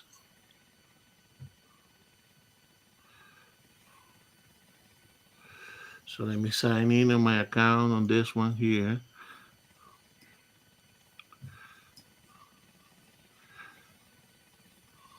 I move myself. So the real rice stuff micro clamp, which is this one, it's called real rice stuff, capital B Bravo 2 dash F of Fox Alpha Beta Neptune micro clamp. How much is it? And that one is $80, which is Okay. tremendously expensive one, correct? Yeah. And you can see I just attach, and here you can use either the obviously the female part of the QD, Yeah. or you can it has these little handles, so you can put one of those Right. connectors from the okay. Now the Leofoto, I ordered that in a different time, so allow me here for going to the right. Okay. So the Leofoto is called Leofoto 22 millimeter micro QR clamp with strap bosses, which I presume refers to these things here. Okay? And that one is $30, Chuck. So you can see the significant difference between, and I think the quality of the micro clamp are good enough that the Leofoto ones, which are inexpensive, Mhm. probably will work very well as well. Okay. Yeah, I think it would be Yeah. just as fine. Yeah. Now this other one here, correct? The little swivel. This is called the Real Rice Stuff QD strap swivel D loop. Now there is two models. One with this loop that look like the letter D. Correct? Yeah. That's much better than the one that is basically like a rectangle because Okay. that forces that. So this is the one that I do recommend. Okay. And now I'm sure that the Ofoto may produce something, but this one here, let me see, check the price. So this one is not that expensive, Chuck, despite that it's real right stuff. This says that this is $15. Okay. Okay. I have one. Yeah, I one or two of those. exactly. So those are a good thing. So Terry, let us know if you can find it. I mean, with the for sure. I mean, I just ordered two of the foot for the clamps. no two no 2 foot feet Okay. to do Right. the one on the 600 and Oh, one on the 800. Yeah, Okay, the foot for the lens. yeah, but they'll have the in little screw on or whatever. Yes, the one for the 800 you have to attach with the screw. Now Yeah. the one for the 800, remember this one here, and this is a, a teachable moment here from Mr. Roy. Correct. Unfortunately, Roy, they have the same system, right? Like Yeah. the 100 to 400, where the foot is one of those that is removable. Yeah, So I always am paranoid after you have your accident. yeah, Tightening it up all the time. Yeah, I learned the hard way. You learn the hard way. So this one, Chuck, it's very easy to install. You just take this one out, right. press the Mhm. little. I think it has like a lever inside, Hmm. and then you replace it with the other. And the 800, yes, you need to take. You need to change it. Yeah, Yeah, taking all with the screw, but it's Yep. very easy. yep. So welcome Eva and welcome Woody. So what is Eva saying? Three-legged thing makes L brackets with both the PD capture base and the QD socket. So Yeah, you can use both systems. Indeed. So I used to use L brackets a lot, but I got sick of them. see, that's what I put. That's the first thing I do. Correct. I put a L bracket if I can. I bought Chuck, and I think you have it too. The what is that other Chinese company that make cages? so small breeze. Small rig. So exactly, small rig. I Yeah. have one of those, but I actually prefer the L brackets than the small rigs are more protective. Okay, but I like these L brackets better. Yeah,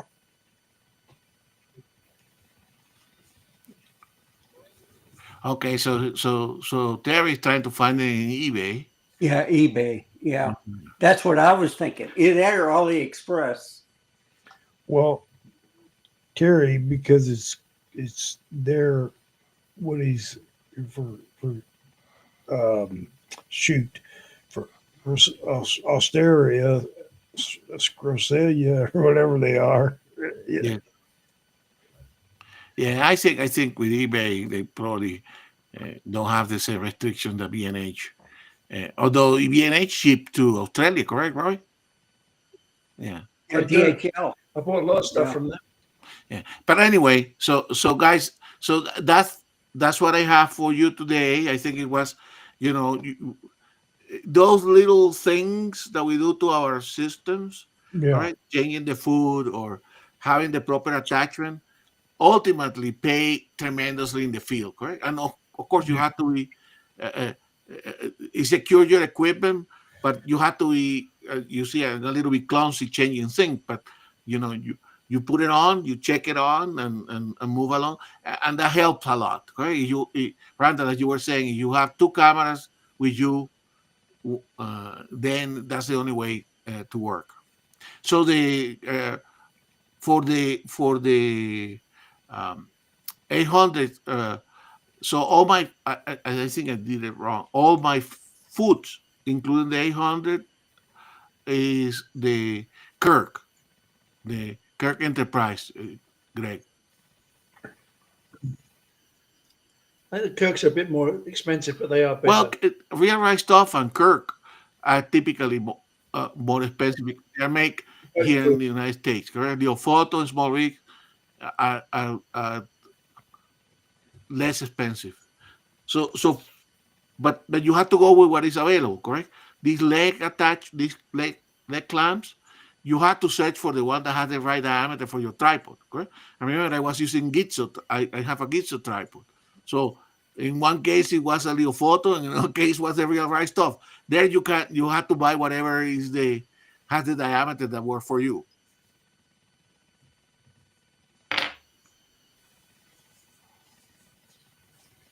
So anyway, any other questions? Make sure the plates are Arca Swiss and not Manfrotto QD. Exactly. But most of these little things, Roy, are all made Arca Swiss compatible, correct? They are now. Yeah. So anyway, it works, correct? You have to have a system. It works. Remember, I mentioned to you before, correct? That so for instance, on my monopod, okay, I use this simple head, which I think is Real Right Stuff, correct? Which allows me to have a head on the monopod, right? So that worked very well for me because you only need one movement up and down, right? But I think when I discuss attachment, what I do like is this system, right? That you can have a clamp in top of. So I had the same clamp in top of all my 4 tripods, right? And monopod. So I can always change from this type of head to a ball head to my flex shooter, correct? So having the flexibility of moving around your equipment and having the same type of connection across your system ultimately paid off, correct? You customize it for your needs. Yeah. So anyway, this is the and these clamps, wow, they are more solid than even. I mean, you don't want to be changing head by screwing and unscrewing, correct? You just put your head, whatever head you want to use, clamp it down, and it's integral part of this, right? So these are great as well. You can add almost any clamp and plate to in between the head and the tripod, though. Exactly, and that's what I do because I have the same clamp, Roy.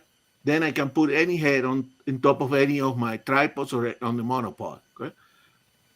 Now the one that I typically hear in the monopod is this one because if I want to adjust, the up and down. I'll be right back. Yes. I found the only use for monopods is hitting tourists. Exactly. Yeah, Robert Rosado is saying that he has almost the same system or the same system that I have with the Real Right Stuff clamp. It's really, really useful. And it's rock solid. There is no wiggle room, no nothing, correct? It's like when you screw that clamp and tighten it up properly, is an integral part.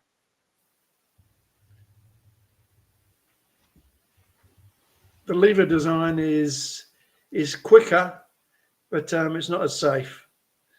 I had the Manfrotto come apart on me a couple of times. Yeah. This one, Roy, because the lever is so, I mean, you have to put a little bit of force to close it down. I had never opened one of those by accident. Right? Never happened to me. Let me touch wood because you never know, correct? But never. It's and I know Steve Perry uses the same system. I mean, you can see Robert here. uses the same system, correct? And then you have, you can change very easily, correct?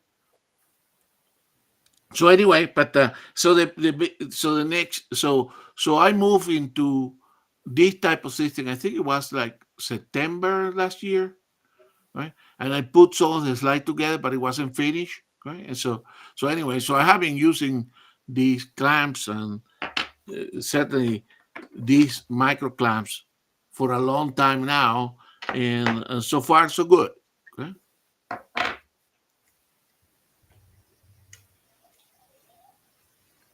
Excellent. So that's So what that anyway, loop's for. so Robert is saying here that the rear right stuff, those levers are rock solid. Yeah. You have I'm really, just saying that the early Manfrotto ones were deadly. yeah, it's a cam over design. I remember our friend Robert knows a lot about this type of mechanical design. Yeah. George is saying the Architrave lever clamps are well designed as well.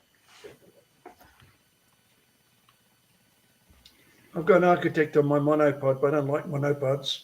No, as I said, Roy, is all use it when necessary, correct? Yes. So I typically favor tripods to monopod, but if you are there are places, like like that place that Jeff was showing, correct? Where you have rocks on one side, the road on the other side, there are people traffic there. Mm. Either he's using handheld or a monopod, correct? There is not Okay. space for, if you put a tripod there, he interrupt the whole traffic. Yeah, but I like interrupting traffic.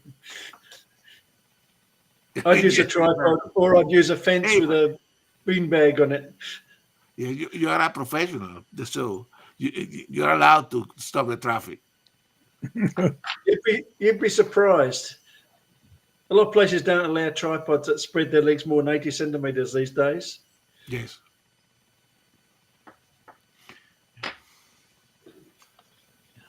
They say hello to Caesar Campoli here.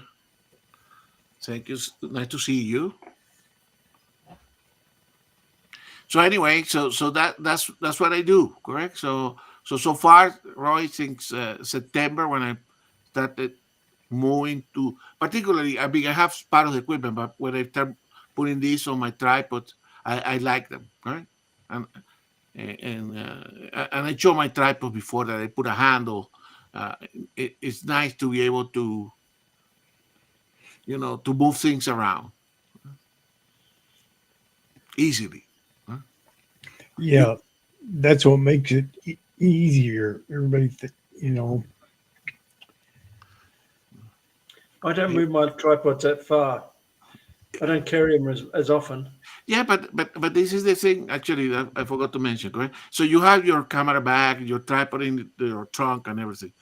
But remember when I made the Yellowstone presentation, you have to walk like Jeff was talking to, you got to go out of your car, walk 100 yards, 100 meters away from your car.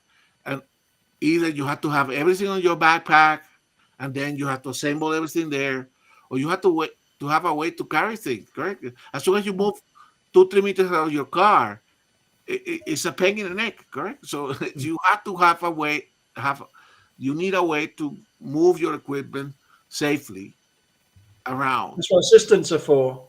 Exactly. Hey, well, lucky you. Steven, yeah. Chuck, See, you need a Steven. Load him Steve, up. Has he escaped lately? yeah, he's always running behind. Exactly.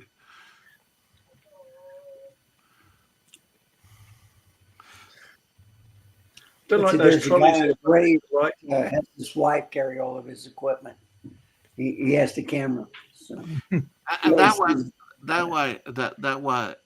why I was asking Randall, how do you attach your car cameras, correct? Well, I don't do that as much anymore because I don't know if you heard the guy on Wild Alaska Yeah, put $30,000 in his trunk or in back of his vehicle, yeah, and he lost it all. yeah. He stored it the night and went to sleep, woke up with a nap saying something's wrong with his car, and he lost that stuff. Yeah, no, of course, of course. I mean, obviously, we feel for him.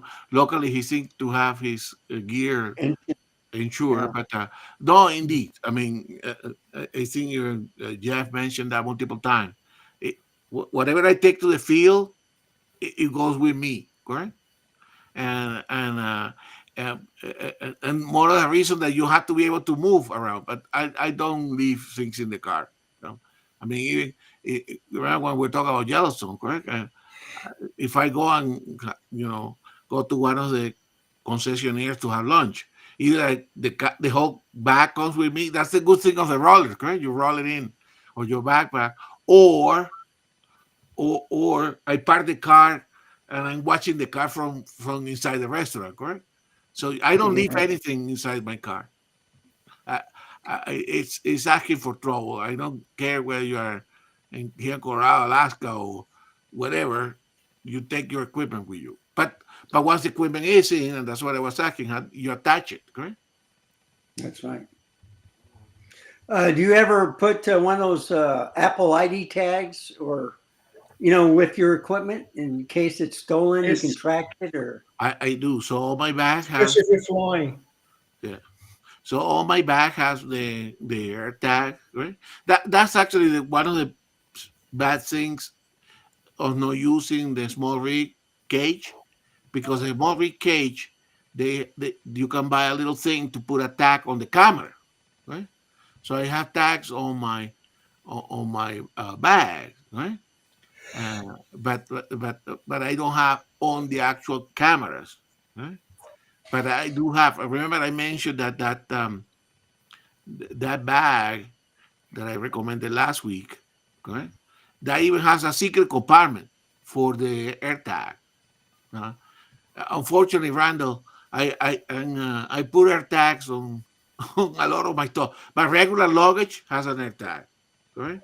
My cats and my cat has AirTags, correct? So, now you have to keep track of what has exactly. what. Yeah. Chuck will tell you, correct? Sometimes my cat disappear, and my wife is, "Where are the cat?" So I had to go with a little thing looking for them. So Uh, Well, what I like is they have all these camera things that you put on pets, and they had a video that says, "You really know what your pet cat does at night." So, exactly. they did a video where he went all over the place. Well, that's an frontier for you, Randall. You have to put a little strap and a camera in your dog and your cat. Well, my cat's too smart. Anything you put on around his collar, he takes it off immediately. So, but yeah. No, my dog, she'll follow me. She never leaves. She always follows me. So Yeah, I that's the think nice thing about it. George is saying that Helium Labs are developing camera grips with integrated air tags. I think I mean, if you look at that camera, right? Well, what I can't understand is, The thing is that they could design something that you could discreetly put attaching to your L bracket. Okay. Now the smart rigs, you screw it, right? It has some because it has more attachment point. Uh, that you can easy, but you can imagine there are places like here where people can design. Maybe Roy, that's a project for you and your 3D printer, kind of something that can accommodate. Only prints plastic. He doesn't print metal. No, but remember the only thing that you want is that is something to attach the tag into your. It doesn't have to True. carry any weight, any stress. Just well, Hugh Browning did that with his L bracket adapter with the Leica Q3 or Q43 or something like that. So, You need it more you can- like they cost more. because particularly you know there is the rumors, or probably it's true, that there is a new version of the AirTag, correct? So we may get AirTags that are even more powerful, and function much better, correct? So indeed, having the ability to put I would like to have AirTags in a lot of my equipment, right? But it had to be. I mean, they can design something. It's just that I haven't seen anything. But I heard, like what George Robinson has mentioned, that there are some L brackets that are now being developed with that already in. It's not hard. No, Just leave a slot. Well, you know, they have cell phones that can lock. I don't see why they can't do that with cameras also. oh, I'm sure. I mean, we have that. With face recognition and stuff. I'd hate to have that on a camera though. Remember, Randall, when I put that list of that spreadsheet with the list, that's one of the things I would love to have that. See, they're already doing it with the photographs, so that any time that it's being messed with, it keeps a record of when it was original and then when it was modified. But they need to go a step further. And I think the reason why they don't do it is probably because of the added cost. But, you know, they could add that to the camera. But the thing was, I think they'd rather sell you a newer camera than trying to retrieve an old one. But they are exposing people to trouble, correct? Because it's not only usual equipment. Sometimes having all these security systems is good. And actually, Randall, I will even extend it to the lenses, correct? If you register your lenses with Nikon, that as soon as you turn the camera and the camera connect with the GPS, right? It should, and you report it as stolen, it should disable the lenses, right? If they do that, because, and remember on that list, that maybe Chuck, in one of the future show, after we go back to the list of things, I know that you like to discuss some of the things that we would like to see in the future camera, correct? But Yeah. I like to see some of that. I don't know why for instance, the C9 has an incorporated GPS, correct? The C8 should have a GPS as well, correct? And have some sort of connection. And once you put that connection, correct, then you can disable your camera. Because if you turn the camera into a brick, nobody's going to steal. Yeah. So you see, instead of taking your gear, let's say on a trip or whatever, you're down to something like a point and shoot, and that's what you stick with. You know, when you go on traveling, that's the only bad thing. Unless you have somewhere like I stayed with my sister at Colorado last year, and so I had all my gear protected, but it was inside the house. Yeah. But Randall, when you stop in a hotel or something, you just take your gear with you. Yeah, but there's so much depending on what floor you're on too. So Exactly. Hi, Sanjit. Nice to see you.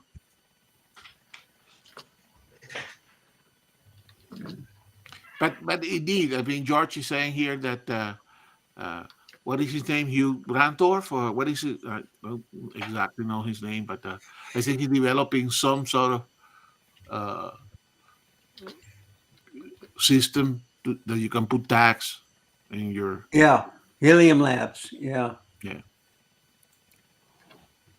Hey, Sanjit, reminder that the photo review is next week, correct? So as usual, we would like to see your work, but you need to send it to the regular show to Jeff and Chuck. Before we stop tonight, I will put it again to remind everybody. Yep. Yeah. Greg is saying cheaper to give up on photography. Well, I'd rather do photography than golfing. Golfing is pretty expensive too. yeah. But and do they boring. do they take your golf clubs as well from your truck? I'm sure. I'm more worried about shaking a shot and hitting a car in the parking lot. Exactly. That's extra points. That'll kick you out of the golf Oh, course too. But yeah, worthy of a photo review. yes. So anyway, so I think this supplement the at one point I'm going to go through some of the back shows and try to inventorize all the different presentations that people have made, because I think we have now between Chuck's original show plus Jeffrey, what is it, 75 shows, right?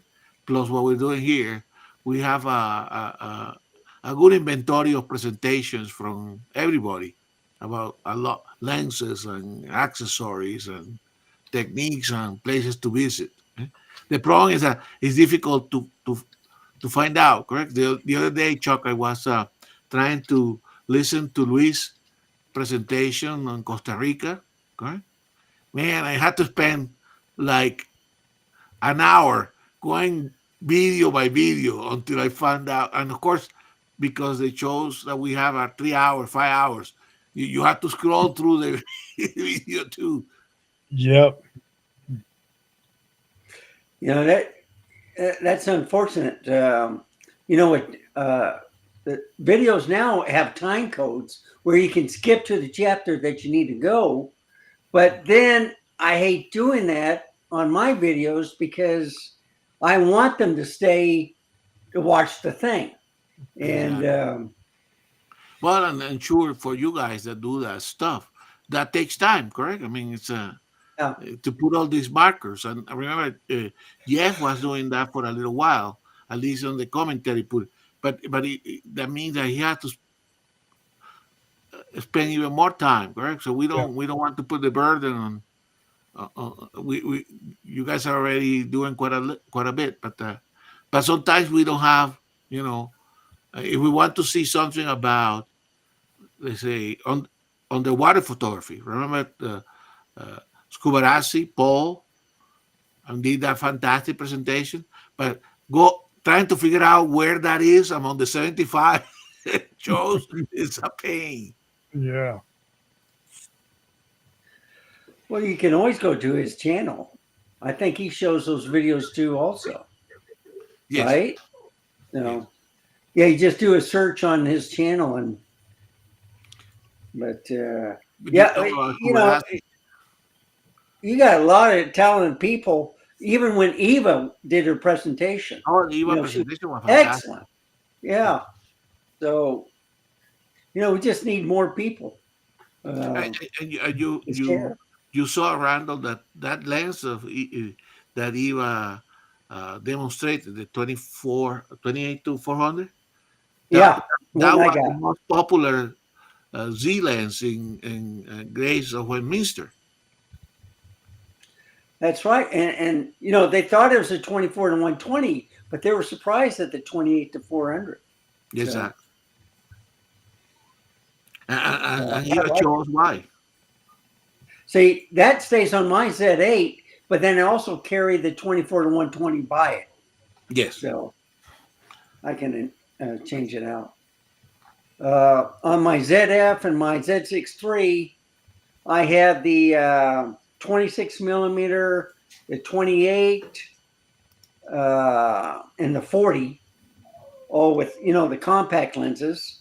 And I just picked up a Viltrox 20 millimeter, or it was a Sigma. No, it was Viltrox 20 millimeter. So I got the small compact lenses for the retros, and then I got the long telephotos for the Z8. So, and depending on where I'm going, I got one Exactly. case 100 to 400, 180 to 600, and then the 85 and the 50 1.2, all in one case. But yeah, You remember talking about Yeah. insurance? Come on, Randall, feed that dog. Yeah, she's dreaming right now. So now she has a collapsed trachea completely, Yeah. but she doesn't have pneumonia anymore. She's lost 5 pounds, which is good. And I'm Okay. waiting for the vet to say, okay, come on back. Let's take a look at her. Yeah. And, Oh, that's good. and I think the winter is over for Texas. So it's heating up. It's like springtime here already. It's going to be in the 50s at the low, and then it'll be high 60s Hmm. during the day. So Pretty soon, my winter is over with. yeah, pretty soon you have migration going through your area. So that's when you need to practice We your already have birds coming. They're coming back. exactly. So, oh man, it was a short winter. I love the cold weather. The snow, not too much. The ice, of course, but it rained quite a bit. But I'm hearing that there's drought shortages in mid Texas right now. Okay. Where Well, that I tell you, Randall, that you know that snow and Eva can tell us because I mean she's in Louisiana, but that snow in New Orleans and that snow in Houston, man, I guarantee you nobody was able to go to work in Houston. Uh, uh, we you know, call it a snow day. yeah, exactly. What one snow day every 100 years? Well, lately it's been happening quite a bit. So I remember from 1985 when the last time it snowed. It finally snowed here in, was it 2007? It was unreal. And then, of course, 2021 was the worst, where we lost all power for about a couple of weeks. My Wow. power would come on for about 5 minutes and then they turn it off. And that was in And San then, Antonio. yeah, it was in San Antonio, in Texas. All right. So they don't share their gas or electric with other states. They want to be by Yeah, themselves, and it killed us. yeah. Texas And has its own grid. Texas has its and own. on some of the gas pumps, they froze because you'd be there for an hour and you might get a gallon, maybe 2 gallons, pumping out. And everybody was in the car charging up their phone and staying warm since they have no heat. I have gas, so sometimes when I was cooking, I use it with a lighter to light it up, right? Because they had no electricity. That would keep me warm. And my pilot light did not go out once on the water heater. Yeah. So I could take warm showers. Because I have been in Texas, and I know the problem with the grid in Texas was not only around your area, but it was the entire grid because it was complete grid. was And so other part of Texas get colder, and let's say around Dallas and all that, Austin they get a lot colder. But the so one time I was in a conference in the Woodlands, north of Houston, correct? And they got like half an inch of snow, and it was pandemonium. And this time, imagine that, and Eva will tell you, correct? And Louis Armstrong, New Orleans International Airport, they got 8 inches. I mean, that is crazy. that's right. So when And they Texans do not know how to drive in the snow. no. I mean, I think they don't. I don't think there's probably any plow in Houston or in New Orleans, right? But San Antonio's been good because they've been putting that road mixture on the overpasses and stuff. You can get things. Yeah, but we still get accidents, but it's not as bad as You can some get ice, places. but I doubt that you get too much. But, yeah, it's over with, so that's a good thing. Yeah. So Woody reminded me here. So let me chair Chuck here again, reminding everybody So when you can, just share my slide here too. All right.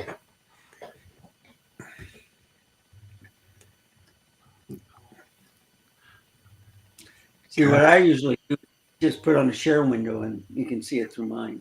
Exactly. Here you A go. reminder to everybody here that the monthly photo review next week will be at the Selected Imagery YouTube channel. It will be on Saturday, February the 1st, right? And you need to continue sending your images. And thank you, Woody, for sending them to Selected Imagery number 1 at gmail.com. Again, the format is the same. 80 pixels on the long end, slightly bigger is okay. And the deadline is the Friday before the show. Although if you can, please do send it as soon as possible so Jeff have time to organize and put it in the queue. Right? And if you can put a small description with your photo so that Jeff always like Chuck, if you want to connect, you're free to connect, right? But if you don't want to connect or you're not available because it's not in your time that coincide with your day, you can always write a small description attached to the images, and Jeff will read from that. So next week we're going to be on Jeff's channel. So thank you, Woody, to remind everybody, correct? So Jeff was here before. He told us that he has currently about 36 images, right? And we want to have it, I think the record is about 100, but if we get anything around 60, that gives us sufficient number of material to have a fantastic evening next week. So Yeah, I sent 5 of them tonight, so excellent. Jeff was on. So he Excellent. should have them. But there's a new thing now with Chrome, so I'm not. They got like a security thing where are you willing to share with? And it says yeah, but then sometimes if it's over a file size, they may keep it on your desktop. So if you remove that file and then they try to show it, they can't show it because the sharing. So you worry about that every time they do a change on the OS, it messes something up. Yeah, for sure. No, and obviously the email carriers, Gmail, like Chuck, Jeff is using. You cannot attach big files, correct? They tell you no. Yeah, I think it's a 30-minute, but I had a couple that were just a little bit over, and they said, "Are you willing to share with Jeff?" And I says, "Yeah." But then now I'm starting to think, well, maybe it's still on the desktop. They didn't send it, so I'll take a look at my email again to make sure that it did get there, and it wasn't shared. It was the actual photo. Okay. So he sent the message, but not the photos, not the attachment. Right. They just give a link to the photo. Yeah. At the beginning of when we start doing the photo review, I remember I sent one to Chuck, okay? Right. And I saw the photo during the show. I said, "Oh, this photo looks horrible." And when he opened the photo, it was this tiny, correct? Yeah. Because you attach it, okay? You attach it to the email, you send it, and unless you change it to actual size, which is then it reduces it even further, right? So you need to make sure that certainly for certain mail systems that you select actual size. That doesn't mean it's the actual size of your raw file. It's the actual full size of the JPEG that already have been reduced to the 20 by 2048 on the long side, correct? Yeah. It's already reduced, but you need to remind your your software that you don't want it to reduce it anymore. So what I do is when I do my videos, I use preview, and then you can export it, and then it'll make the file just a little bit smaller, but not as much reduced on the picture quality. And this time I put it to 100%. I said, well, they're JPEGs, they're not that big. And then I started getting that message, and now I'm thinking twice. I says, you know what? I better go back and take a look at my picture sizes to make sure that they got there. So So Tim is saying, don't send your photos from your phone, send from the desktop. right. That way you should not resize it. Yeah. So that's what I do is so some were high files, you know, Yeah. from Nikon or from Sony, Mm-hmm. but they converted to JPEG. And I should have left the file size alone because they recommended it this size, you know, for exporting, you know, through Gmail. And I increased it, you know, to make it the same size as what the picture was, since it was JPEG. And now I'm regretting it because maybe it was bigger than the file size that they allow for attaching. And so when I get off here, I'll find out if I know 3 of them are good. 2 of them I had questions on. So that's the only thing is before they say, hey, your file size is too big, it won't go. And then I make the pictures smaller, you know, in size. Now, I don't know what's going on. I opened up a Windows PC and I had to reboot that thing 3 different times for 3 different updates in one day. And it took like 2 hours, you know, just. So I thought, well, I'll probably get a new OS. It's still Windows 11, but it's 24H2. And, you know, I'm thinking like, You see, man, Randall, after I retire, because obviously when you start working, you have to work with the computers, whatever operating system your company has, correct? And sometimes you have special computers that have other things, correct? But once I retire, I said, no, I'm going to stay one operating system. And so I ended in this Apple ecosystem so that my iPad and my phones and everything is used the same. well, what was it? The post office had Windows NT4, NT5. They had Windows 95 still. They have Windows 98 XP. 2000. No, they didn't do 2000. But then they had. They finally upgraded to Windows 10. Yeah. And they were the number 1 Microsoft company where they kept paying a fee for the older software to be protected. Yeah. So if they would have upgraded to Windows 10, then it would have been free. But they didn't do that. Fantastic, Luis. I'd like to see those photos eventually when you come back.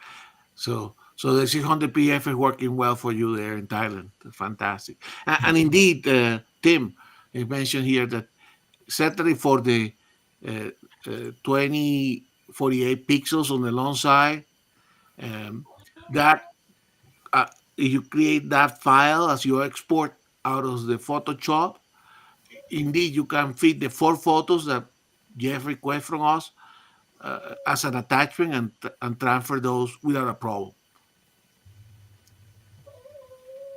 Windows 95 in the post office.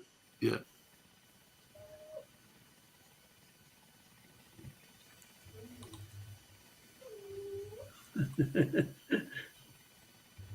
Yeah. And of course there is, yeah, but I think if sticking to 2048 on the long side should not have any problem. Most mail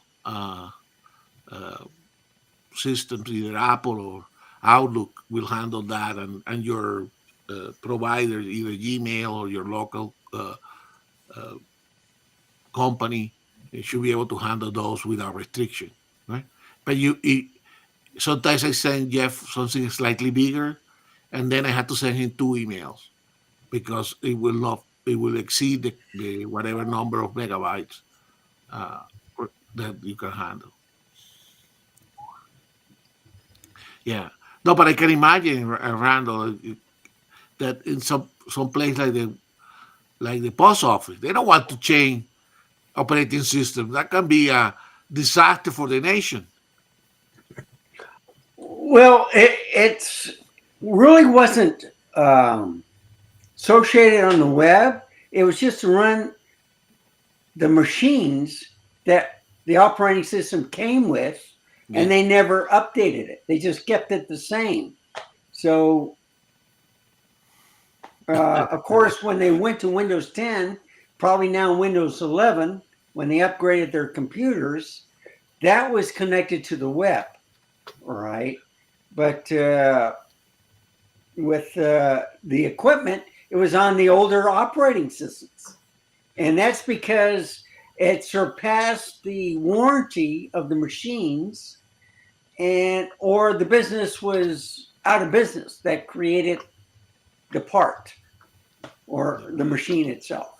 And it's amazing. I was on the flat sorting machine that was built. It was the last model ever built in, I think, 2001. Okay. And it was outdated like 5 years or something like that. But yet I was still working in 2023 and they still had it running. And that's the neat thing about the mechanics that work at the post office. If it breaks and they don't have the part, they will make a part for it or something close to it. Wow.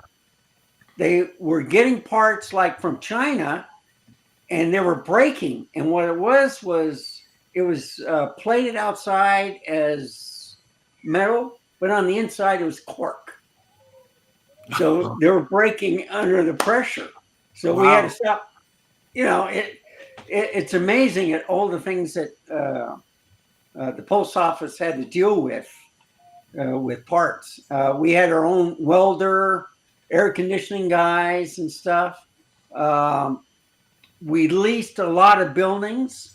And finally, we decided, hey, we'll buy our own buildings. That way we don't have to pay, just to save money. Exactly. But even on the buildings we were leasing, we had to do the repairs on the air conditioning units.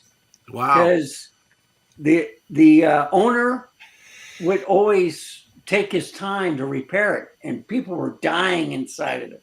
So we went in, and then we try to charge it or try to make a deal with the owner, and he would take us to court trying to force us out because he didn't give his permission, to do it. He says, you can fix it, but I'm not paying anything for it. And yet we're leasing the building from him. It's stuff like that people don't know. It's like a guy is driving his truck or a mail carrier is driving his vehicle and a car will rush in front of him and stop and then go in reverse trying to saying that, hey, he hit me from behind.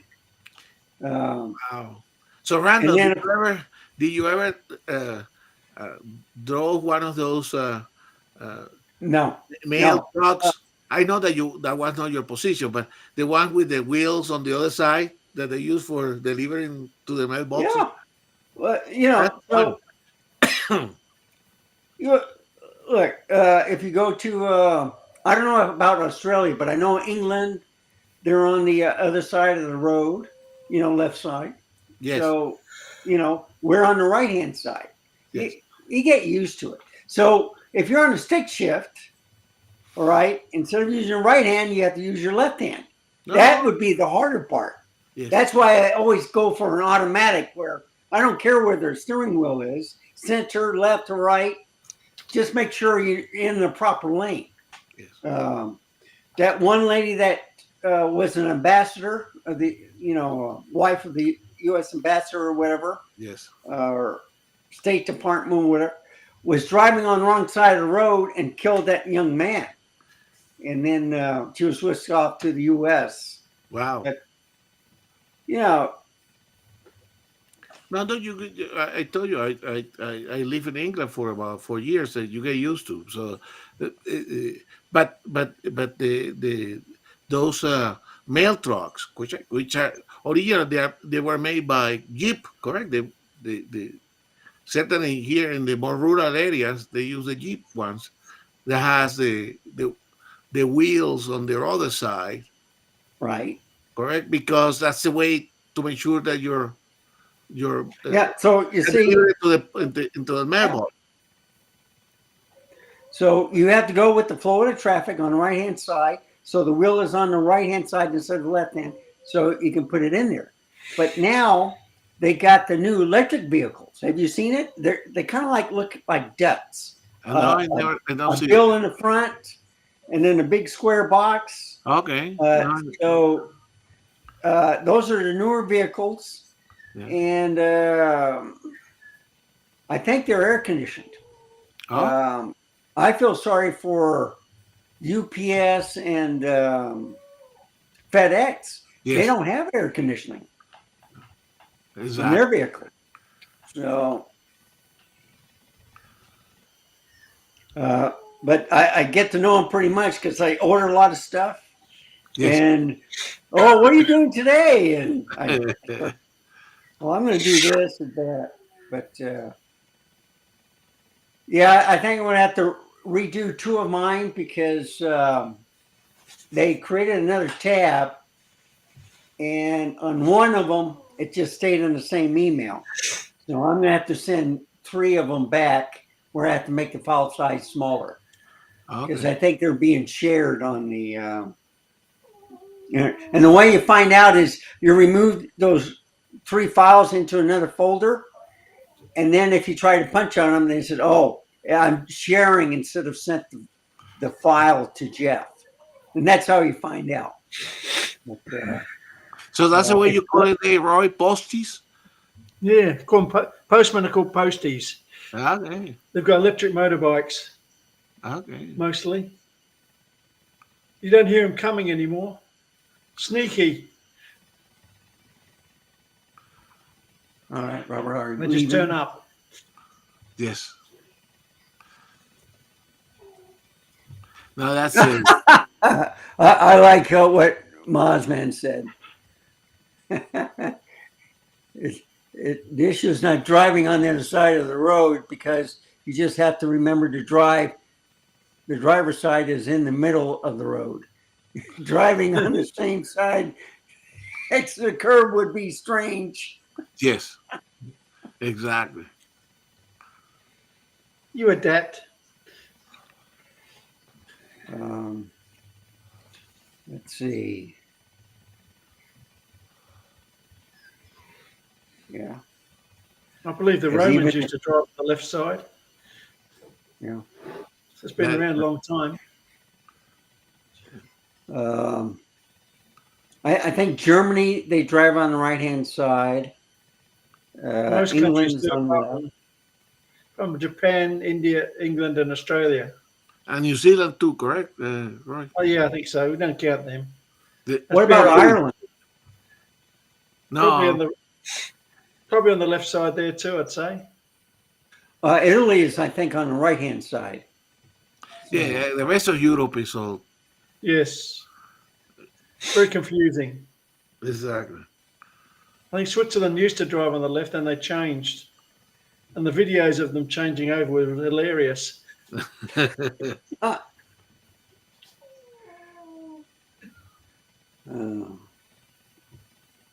Yeah. I remember I had to take a driver's test for Germany and Europe. They're with the very different pedantic. stuff. Yeah.